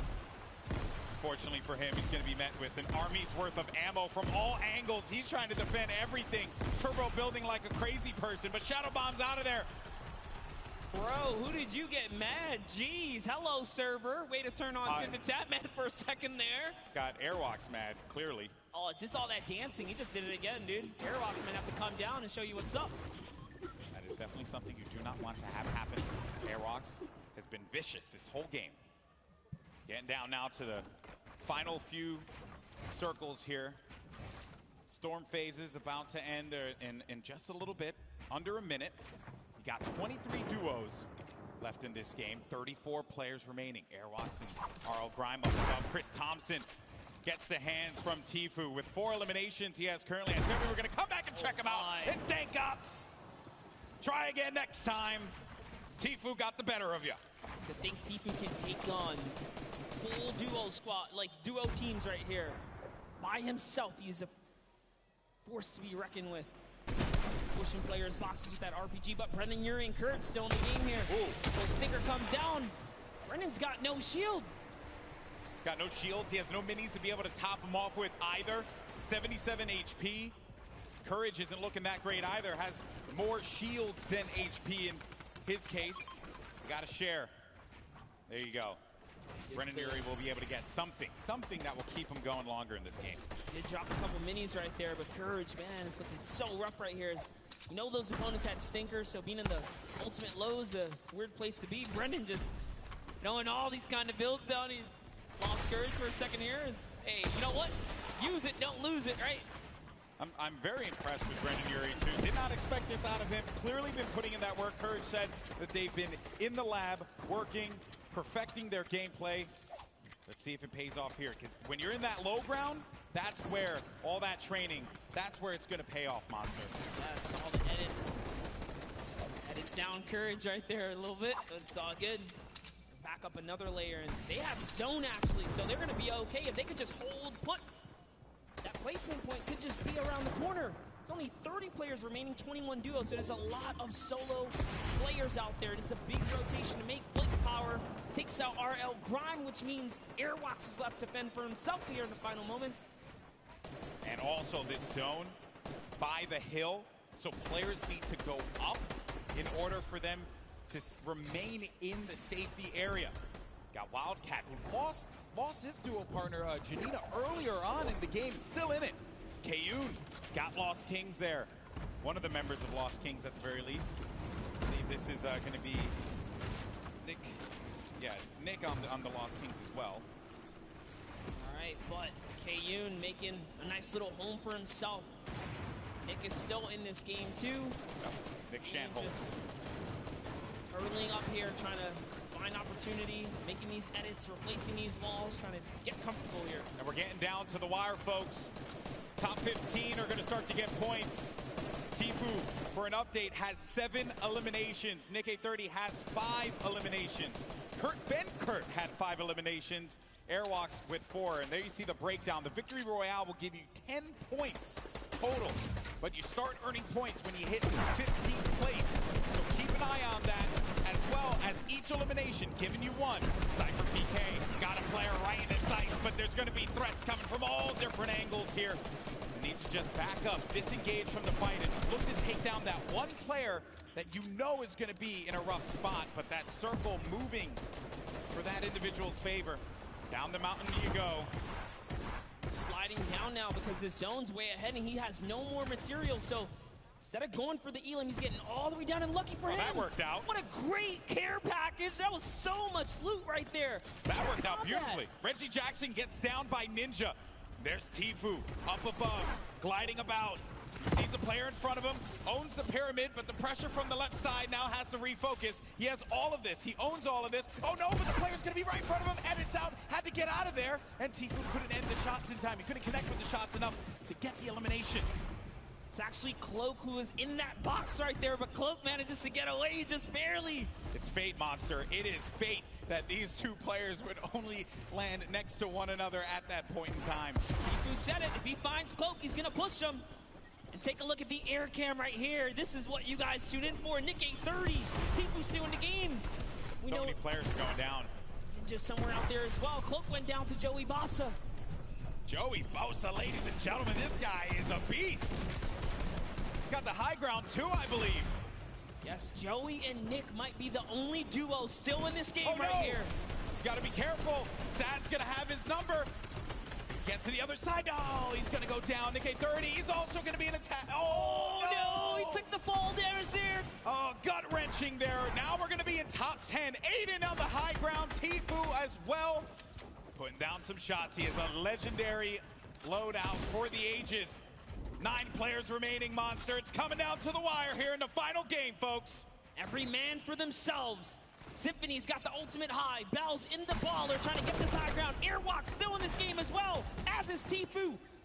Symphony's holding his high ground so well. This is like a worst nightmare for these players. It's a mountain. And it's going back around the mountain. Symphony's up above. Tfue's feeling the pressure there. Airwalk so gets the connection and elimination on the Dothyon. Now looking for another one. Oh, he's going to eat a shot there, and Airwalk's down to 17 HP. Needs to stabilize. No more health, and oh man, that was a little bit of that squeaky bum time there that you don't want to see. Is he gonna even hit that tree? Is he gonna hit that tree? Oh dear. Boy, this is it. He's got nothing. Lucky for him, there's a little blink right there. He's still in this game. He's got nothing. He can slide down this. Oh no, he's just gonna go all the way, playing it the safe route. Using these materials. The tension, folks. This is what Fortnite is all about in these final few moments. Let's hear it. Let's start to make some noise because it's coming down to the wire. The final game of the Pro-Am. You're going to have Symphony in the high ground, Aiden right in the mid, as well as Bell, and then Airwalks.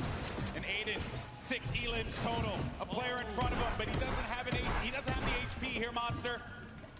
Oh, this is so close. Whoever's in that baller is making it really tough, but it's a 1v1. He actually got the elimination on Airwalks. Must have did some damage. Oh, no. This is it. Final moments, Golden Boy. This is it right here, the 1v1. It's going to be Aiden going up against Symphony. Can Aiden come up clutch and get the win? And it will secure him such a high placing in the leaderboard. He has a high ground presently. Symphony looking for the opening, but I don't think Aiden's going to give it to him. He's got 53 builds left. He has tons to work with, as well as that combat shoddy and the drum gun.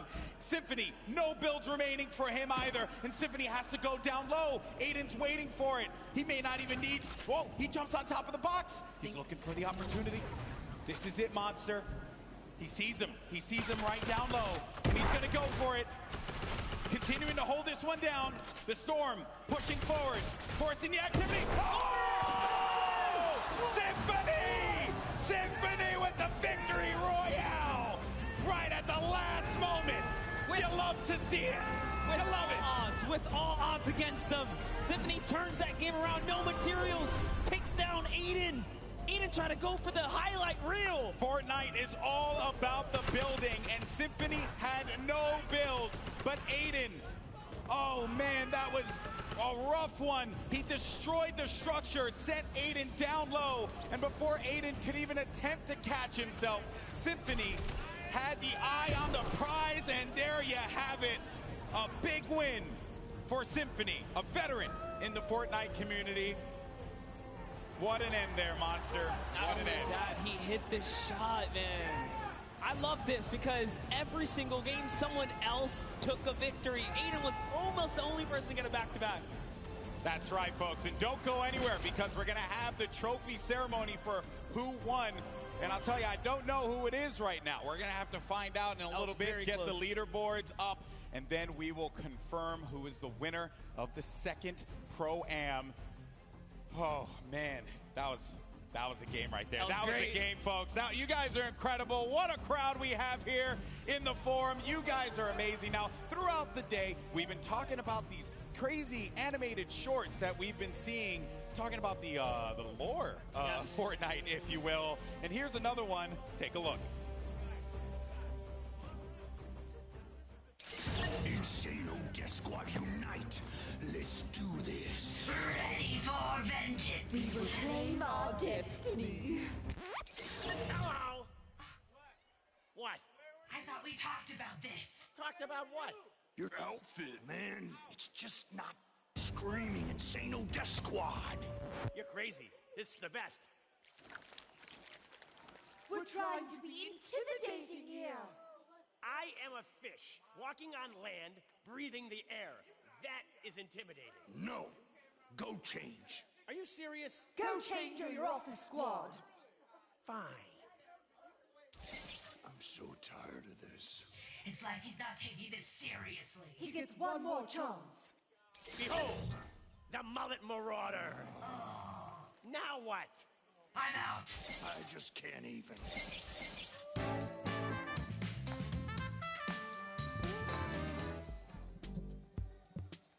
Golden, that was dope. Yeah, I mean, I'm that guy, typically, rocking whatever skin I want. My teammates like to get a little sweaty from time to time. The try-hard boys. Yeah, you know, that, and I like to keep it nice and fun. That's what it's all about. All right, folks, are you ready to find out who won the Fortnite Pro-Am? Come on, let's make some noise. Come on, keep it going, and let's go ahead and show these folks the leaderboard. Your winner of the second Fortnite Pro-Am is... Roll it. I'm nervous. I want to see the leaderboard. On the screen, and it's going to be RL Grime and Aerox. Look at how close that was. Eden was just there. Tfue was just there. So close. Nail biting. What an ending, though. Crazy stuff. There you can see Tfue and Josh Hart taking $250,000. Aiden and Nick Shanholtz from the Lost Kings. I believe Lost Kings in general. Let's just say Lost Kings. They get $500,000. And then RL Grime and Airwalks take home $1 million for charity, Monster. Everyone in that top 10 deserves it. Nick A30 with $100 grand. Bucky gets 5th place. Just great showings all around. And Symphony pulls himself all the way up to 6th. Here's your champs, guys. Guys, give it up one more time. Airwalks and RL Grime, your winners. He started off game 1 so dominant. And I think all of us saw that first game, Monster, and we knew that he was going to be going really far in this one. He started off with such a great lead. He fell off that second game, didn't get any points, making it that much more closer leading into game 3. But then came out game 4, swinging, always finding himself in those final games. Now, we are going to get an opportunity to talk to our winners, and don't forget, the final trophy presentation will be coming up in a little bit. But I had an absolute blast doing this, man. There's some great players here as well that have been laying it all out. Also, Joey Bosun, man. That dude, what a grinder, man. Dude, he was hanging with Nick A30, making it all the way through. They got top 5. Crazy. Tfue pulls out, what was that, like 3rd right there? That was a great showing for all of them. Exactly. All Remember, Typical Gamer picking up his win earlier on. And boy, oh boy, that was just a really crazy moment. And the games in general, right? It's like in Fortnite when you're surrounded by this audience, this crowd. There you have it. It is final. Grime and Airwalks take $1 million for charity. And we discussed the teams as well in great detail, but we'll revisit a few of them that we haven't had a chance to mention. Bucky FPS, along with Kenneth. That was not the way I'm sure he would have wanted his 4th game to end, Monster. Flint threw him off the build, man. But, hey, he did a fantastic job. We already said Symphony did great. We saw K-Yoon playing consistency. Saw Jarvis holding it down. Take a look at everyone else who's raising for charity here, guys. Ninja and Marshawn Lynch. Cypher's up there. Dylan Francis and Cloak. These guys did so good. Koa and Dohaeon, we saw them in Fatal Fields. Everyone here was doing so good today. Yeah, Dohaeon actually ended at the end of the game. He was made it, I believe, all the way to 4th, I believe. So, again, what a crazy 4th game we have. But I know that you all want to hear from our winners. Let's send it down to the floor. We got Pookie standing by. Thank you so much, GB. I am here with our winners, Airwalk and RL Grime. Oh my goodness, what a tournament, you guys. What a show you've put on. Now, $1 million going to charities of your choice. Huge day for both of you. I just have to ask, I'm going to start with you, RL.